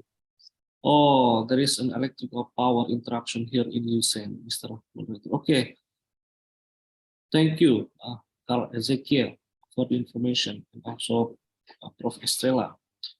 Unfortunately, there is an electrical problem in Usain. Maybe I try to a little bit strengthen or a little bit emphasize on what Mr. Gerald's already delivered, because it's very important and it's very interesting. We see the picture and also the situation of human rights in the Philippines. We can see how the killing must happen in the Philippines, how the police, how the ex-president of the Philippines, Mr. Duterte, used his power to deploy police to attack the drug dealer, to attack the drug user, to minimize and also to combat the drug in the Philippines. And also we can see what makes me interesting is in 2015, the ranking of the Philippines is much better than Indonesia, right? The Philippines is number 70 something, and Indonesia is 90 something. We can see the difference. Indonesia is not much better than Philippines, but only 7 years. In 2002, Mr. Gerald showed the data that Indonesia is much better now than the Philippines because so many human rights violations in the past few years, in the past few months maybe, happened in the Philippines. So now we are much better than the Philippines. So Mr. Gerald, maybe still connecting. Okay, maybe we will wait for a few minutes for Mr. Gerald. And also what I think we have to know whether the Duterte strategy to war on drug effective to combat the drug dealer or and also user. Maybe we have to hear the answer from the Mr. Gerald whether Mr. Duterte strategy to combat to combat drug dealer and also drug user by killing many people is effective or not. That's the main question on my mind. I have to ask Mr. Gerald later on. And also, I don't know whether in the Philippines there is a special court like Indonesia, we have human rights court. Human rights court is a special court provided by the legal system of Indonesia, but I don't know in the Philippines whether the national legal system of the Philippines, they provide the human rights court as Indonesia as Indonesia has. Maybe if there is a human rights suspect, they can bring to the human rights court. Excuse me, Bapak Yeah? Alfi, Mr. Gerald is already joined again. Okay, thank you. Mr. Gerald, maybe you can switch on your camera. I'm so sorry, I have to fill your time. Yeah, Please. yeah. Thank you. I appreciate that.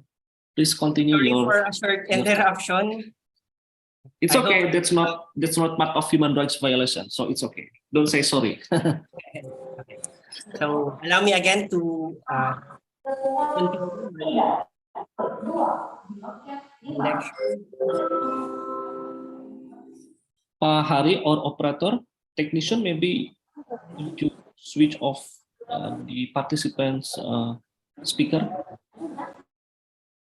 Okay, thank you. Please.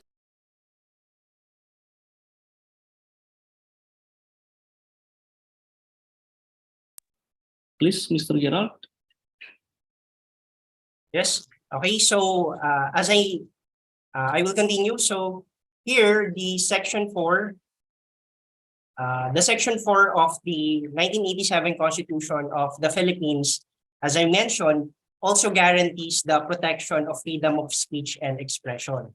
But a while ago, I mentioned that it's not absolute. There are still certain limitations because a person, although you are expressing yourself, you may still be liable for libel, for example. You may still be liable for obscenity, for sedition, and other. So the limitations were already laid down so that anyone will not do something that is excessive to their right or their freedom of speech, especially if that right would endanger or would affect the public and private interests. And also the right to assembly is also guaranteed by the Philippine Constitution, but the same must only be done in peaceful means. There must be no violence at all. Section 19 of the same bill, same article, also guarantees the fair treatment of prisoners or detainees. Now, despite of these challenges that you can see and you can infer from the situation of the Philippines right now,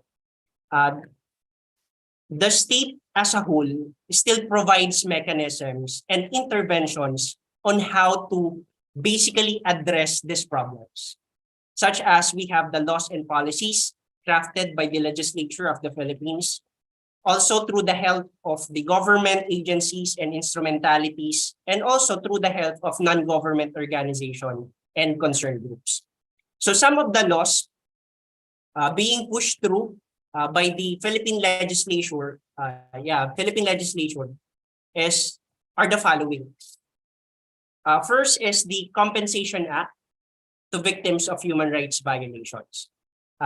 This act basically provides reparation for the victims of the human rights violations that happened, such as, for example, the victims of unjust imprisonment and unlawful detentions that usually happen during police encounters. And also there is an act which increases the liability of the Philippine National Police and other law enforcement agencies. Mr. Gerard, maybe 5 minutes left. Yes, sir. I will be wrapping up in a while.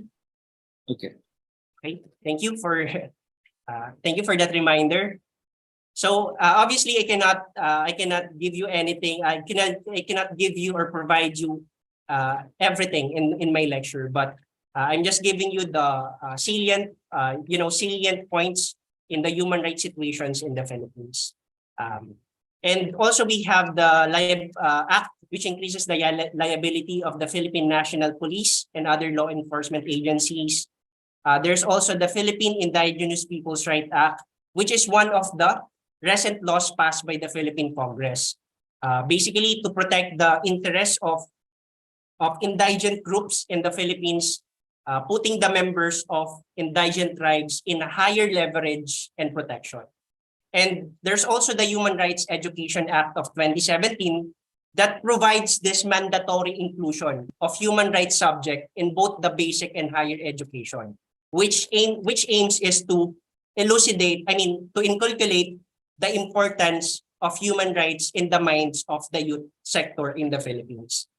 There's also the Commission on Human Rights Charter, and I think the goal of this charter is to strengthen the mandated authorities, if you will, of the Commission of Human Rights in the Philippines, so that the Commission of Human Rights will be able to ensure a better network, a better investigation, and a fair trial will be observed concerning human rights violation or human rights cases. Further, there's also the PNP SRO Act, which provides stringent guidelines and procedures to ensure the safety of those persons under the custody of police authorities. And lastly, we have the Human Rights Defender Acts of 2018, with the purpose of this act is basically furthering the protection given for the human rights defenders in the Philippines and advocate. Be it you are a lawyer, be it you are a journalist, be it you are a human activist, the goal is to give you more protection and leverage. Also, to ensure that everything will be, everything of the laws of the legislature will be well implemented and will be observed, the government agencies and instrumentalities of the Philippines also play their role. And some of the major government agencies and instrumentalities in the Philippines that basically protects human rights in the Philippines are the following. We have the Department of Justice, maybe the Commission 1 of minute Human left. Rights. Yes, thank you. National Bureau of Investigation and Philippine National Police. Okay, and we also have non-government organizations and concerned groups in the Philippines that focused on the protection of human rights cases in the Philippines. So some of these are the Human Rights Watch, the Amnesty International. There's also the Free Legal Assistance Group, PH Human Rights Information Center, Women's Legal Human Rights Bureau, and PREDA Foundation. So some of these interventions given by the, by the government, on the side of the government, as well as on the side of the non-government organizations, plays a vital role in order to ensure and to deter the occurrences of this human rights violation in the Philippines. So as I mentioned, in the Philippines, the time where there were so many killings in the Philippines, I will assume that already was already passed. And this time, it's the time where everyone should be secured of themselves. So through these instrumentalities, through these laws and policies, we hope in the Philippines that we will be able to get that goal in the near future. Okay. So the last thing that I wanted to say to end my lecture, this is one I have learned from a human rights advocate in the Philippines, very well-known human rights advocate in the Philippines. Ladies and gentlemen, I want you to close your eyes and imagine the best version of yourself. Imagine that imagine the clothes that you are wearing. Imagine the environment that you are in. Imagine the activities that give you leisure and happiness.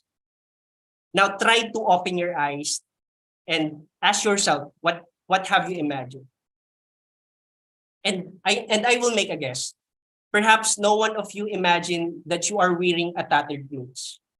Perhaps, probably no one imagined at all you are living in a house dilapidated and full of holes. Perhaps no one imagined yourself eating unhealthy foods. And I suppose no one imagined yourself in the pink of health, and you are safe from any harm. Now, how do you think this can become a reality? Obviously, ladies and gentlemen, the answer is human rights. Human rights, by protecting these human rights, everything that we can imagine in ourselves for our best will be solved if we will make sure and we will protect the human rights, not only in the Philippines, not only in the Indonesia, but also around the world. So that I conclude my lecture. Thank you very much. Thank you very much, Mr. Gerard. Very interesting, perfect, awesome presentation. Thank you, Mr. Gerard. We can see the picture, the situation of human rights in the Philippines clearly. So thank you for the presentation. Thank you for giving us insight on the Philippines human rights. Okay, now we are jump to Q&A, question and answer session. So we have the first question from Andrea, the students from the Faculty of Law, Universitas Muhammadiyah Magelang. She asks, I would like to inquire about the issue of human rights violation occurring in the Philippines regarding President Duterte's war on drugs. Is it true that the law enforcement actions carried out by the Philippines government are in accordance with the applicable laws? If true, why are there still many victims who are suspected of involvement in drugs trafficking being killed, considering that our legal system upholds the principle of presumption of innocence? And maybe in the Philippines also exists such a principle. There is presumption of innocence. So everyone is not guilty before the court decision. That's the meaning of the presumption of innocence, ladies and gentlemen. Furthermore, I read a news article about a Philippine citizen named Efrain Escudero, who was killed by the police on suspicion of being a drug dealer, while the local police department refused to provide any information or guidance. Witnesses have stated that Efrain was picked up by two men on a motorcycle, a common assassination tactic known as riding in tandem. Can all this action be justified for someone who has not even been proven guilty of a crime? That's a good question. Okay, Maybe Mr. Gerard, you would like to answer directly, or we give a chance to Salsabila and Anissa Tanjung. Okay. Can I answer now? Okay, please. Okay. That was a very long question, but Yeah. I would try to answer it concisely. Obviously, it is true that there were so many violations, human rights violations, particularly when it comes or when it involves drug cases in the Philippines. But as you can see, as you saw on the clip, right? The president, our president, or the ex-president Duterte, even himself advocated for this killing. So, perhaps there is a kind of dictatorship that happened in the previous years, but right now, since the ex-president, his tutelage was over, obviously the instrumentalities of the governments as well as the agencies concerned in human rights are working in order to solve the effects, or you mean the collateral damages of these human rights violations. Everything is being done in according to justice, fair play, and in the rule of law. Okay, thank you. Thank you, Mr. Gerald. The next question will be delivered by maybe Anissa Tanjung first. Anissa Tanjung, please. Good morning for our speakers. My name is Anissa Tunjung from Universitas Muhammadiyah Magelang.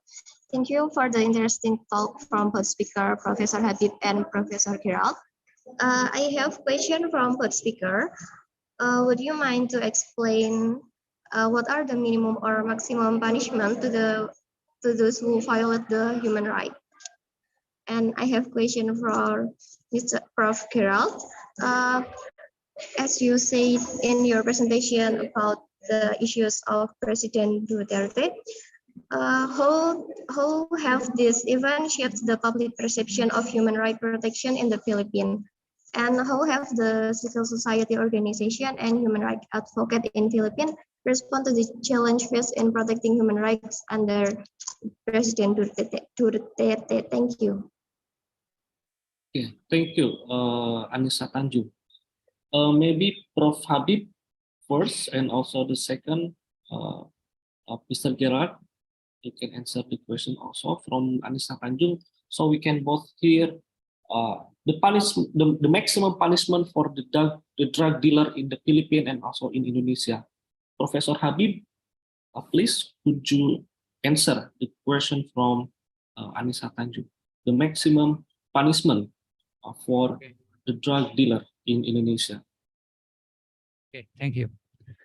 Thank you very much for the question. Bunyi? Udah? Okay.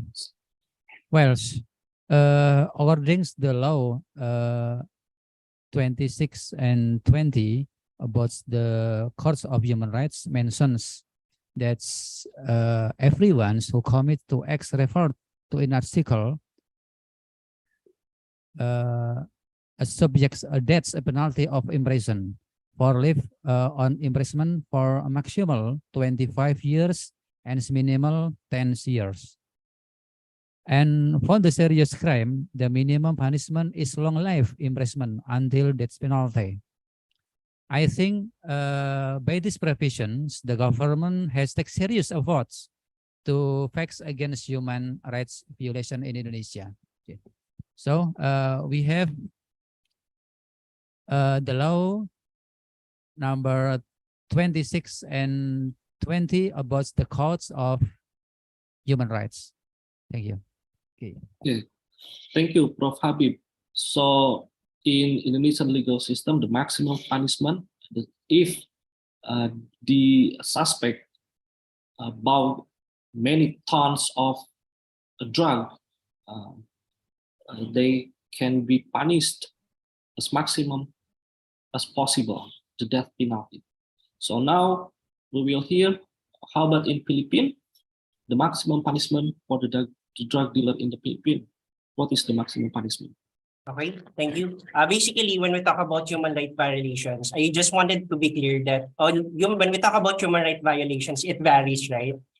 So when you committed or violated human rights, it could be you can commit murder, you can be in violation of drug laws, you can be in violation of the Constitution itself. So the penalty for each crimes varies depending on the seriousness of the action that you committed. Now, when we talk about human rights violation, especially when it comes to drug cases, if someone, or for example, someone killed another person, obviously it will fall under murder or homicide, if you will. Now, what will be the high, or what will be the punishment for that under the criminal system of the Philippines? The penalty for murder, is actually reclusion perpetua, or the capital punishment, or life imprisonment. Now, when someone when someone was detained or was convicted for violation of, let's say, using drugs, or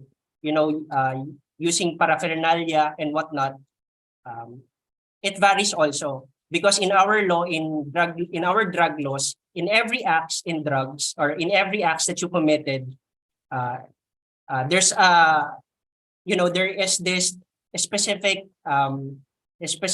penalty for that. For example, you were caught using drugs, then perhaps the higher, or the highest penalty that you can be given with by the court is actually 20 years to 40 years imprisonment. Yeah, thank you. And then the last question from Salsabila, please.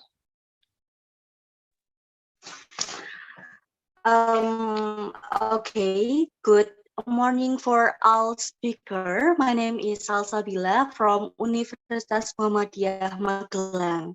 Okay, thank you for the amazing talk from both speaker, Prof. Habib and Prof. Gerald. Okay, Prof, I have the question to both speaker. Would you like to explain us how does the current effort of the government for the protecting human rights both in Indonesia and Philippines? Thank you.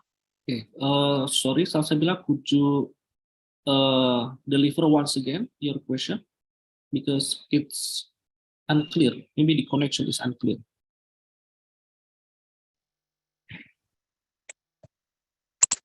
Okay, for the question itself, Prof, I have a question to put speaker. Would you like to explain us how does the current effort of the government for protecting human rights both in Indonesia and Philippines? Okay. Thank you. Okay, thank you, Salsabila. Maybe I'll go to Mr. Gerard first to answer the question from Salsabila. The question is, what is the government's effort to protect human rights in the Philippines? And also later on, Prof. Habib, how about the protection of human rights and also the government efforts to protect human rights in Indonesia? So, Mr. Gerard, please. Okay, thank you. I just wanted to reiterate, okay, basically the government efforts in order to address these human rights violations in the Philippines comes through many different ways, and one of this is the policies and the laws that are being crafted by the Philippine legislature in order to address this, or to deter these occurrences of these problems. And another thing, as I mentioned, is making sure that all of the government instrumentalities, especially the agencies concerned in police, concerned in law enforcement authority, will be given that stringent liabilities if ever that they have violated the human rights.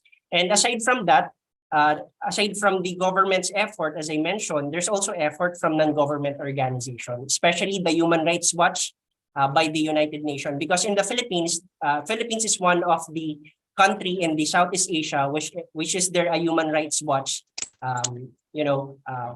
implanted by, if you will, by the United Nations. So if the human rights violations are being broadcast everywhere around the world, obviously some of these occurrences wherein human rights are violated will be deterred as well. Thank you. Okay, thank you, Mr. Gerald. Now we go to Prof. Habib, please. Could you unmute first the speaker, Prof. Habib?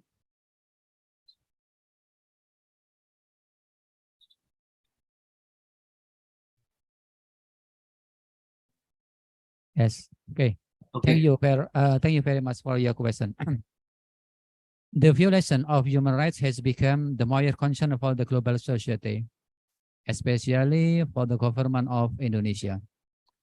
We have taken a several efforts as well as amending the 1955 Constitution and then established the Human Rights Commission, and then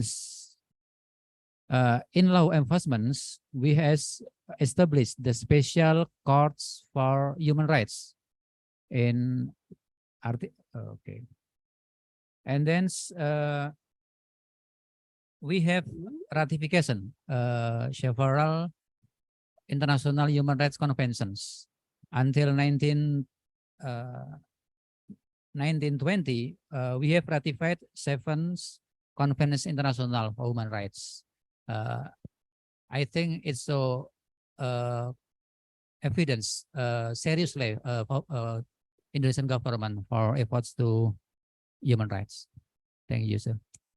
Okay, thank you, Prof. Habib. Once again, I would like to emphasize, so the Indonesian government has several efforts to ensure and to protect human rights protection for all Indonesian citizens. The first is through the amendment of the 1945 Constitution, the establishment of Human Rights Commission, and also the third is we have special court. Actually, this is my question for Mr. Gerald. Maybe you can simply answer maybe, because in Indonesia, as Prof. Habib answered, in Indonesia we have special court of human rights. How about in Philippines? Is there any special court also of human rights? And also the last is we have ratified seven international conventions in our legal system. So that's the effort of Indonesian government to protect human rights. So before I give a chance to the Master of Ceremony, could you please a little bit shortly and briefly, is there any special court of human rights in the Philippines? Actually, one of the things that are also concerned, as I mentioned during my slide, there was this human rights charter being pushed through in the legislature of the Philippines, because the legislature wanted to give more power, especially, there could be the jurisdiction for human rights violation should be given to the Commission on Human Rights. So there was, that's the gist of that law. Now, but right now, if there will be human rights violations, especially, for example, there's a homicide or murder, the jurisdiction for the trial proceedings of such cases will be under the normal courts, such as the RTC up to the Supreme Court. Okay. Thank you, Mr. Gerald. It's very interesting from Indonesia, and also we can learn from the Philippines also on how every country protects human rights of the citizen. Thank you very much for the distinguished speaker, Prof. Habib, and also Mr. Gerald. Very interesting topic. I really appreciate. I can learn a lot from your perspective, from your side about human rights in the Philippines also, and also in Indonesia. Thank you very much once again. I am the moderator. Finally, we comes to an end, and I give the forum back to the Master of Ceremony. Thank you. Assalamualaikum warahmatullahi wabarakatuh.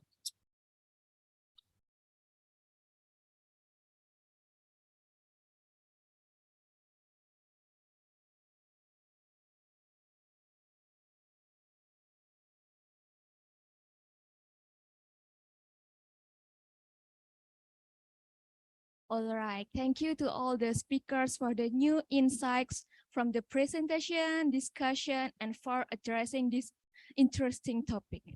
And also thank you to the moderator for the assistance in making the discussion more fruitful. To the all honorable participants, we will have certificate awarding as the next agenda. First, the certificate will be granted to Assistant Professor Habib Muhsin Syafing.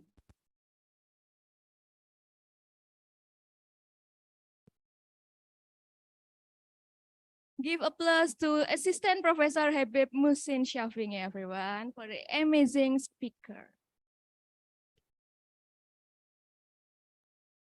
All right, and the next certificate will be granted to Mr. Gerald A. Experies. Give applause to him too.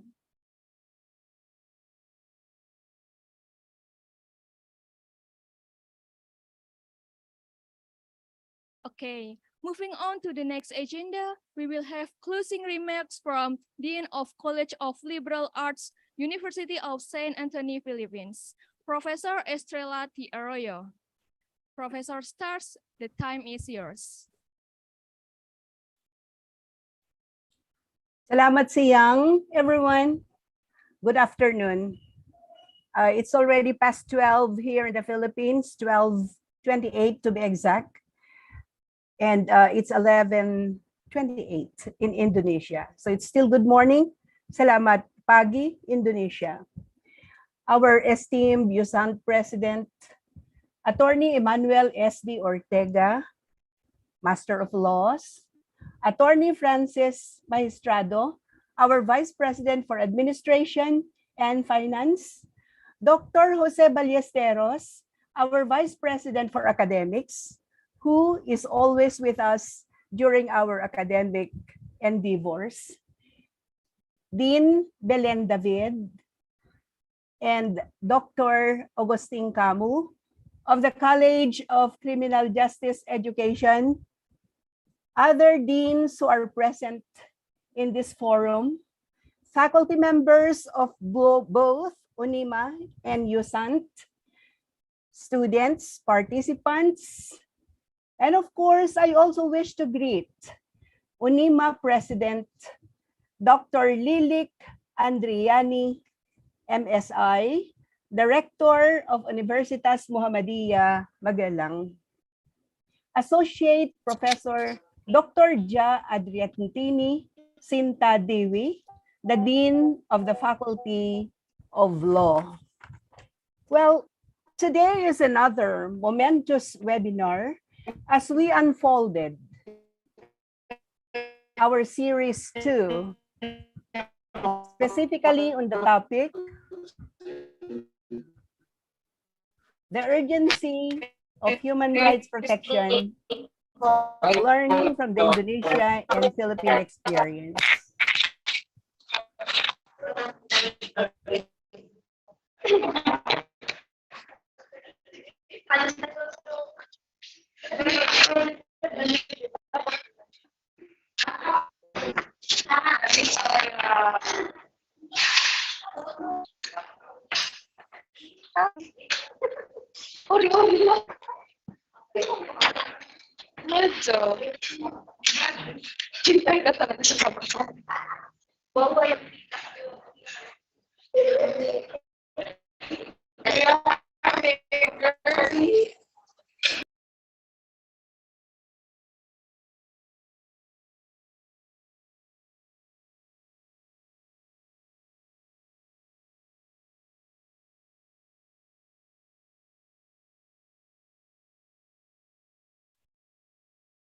Hello.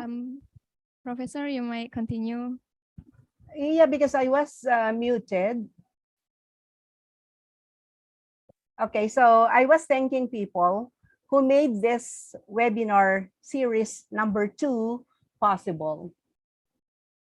This collaborative project of UNIMA and USANT is one for the books.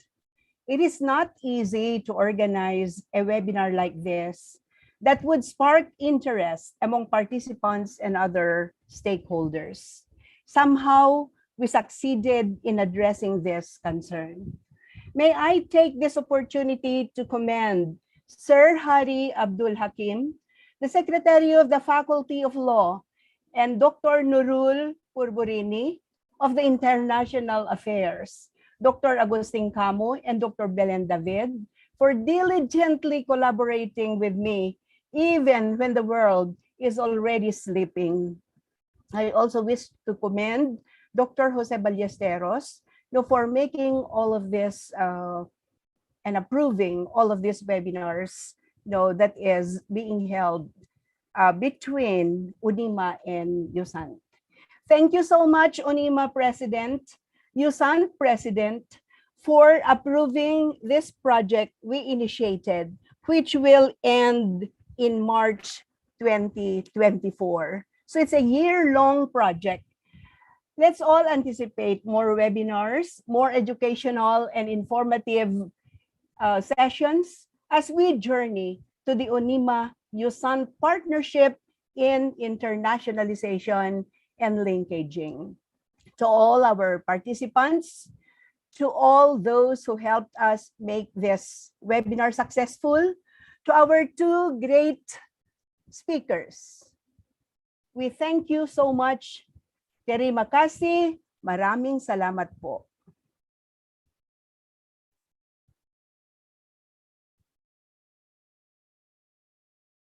All right. Thank you, Professor Stars, for the closing remarks. Ladies and gentlemen, we have arrived at the final agenda of today's webinar, which is closing. Last but not least, to memorize our time today, let's take a picture together.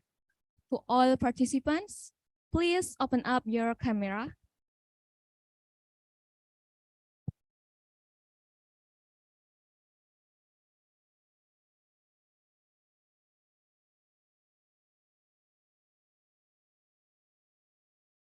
All right, please everyone say cheers in 3, 2, 1. Okay. For the next slide, again, in 3, 2, 1. Thank you everyone for the cooperation. All right, for the closing, let's close our agenda today by reciting Hamdalah together. Alhamdulillah. Thank you very much and see you again in the third lecture series. Have a nice day and bye-bye. Wabila taufik walhidayah, wassalamualaikum warahmatullahi wabarakatuh. Waalaikumsalam warahmatullahi wabarakatuh.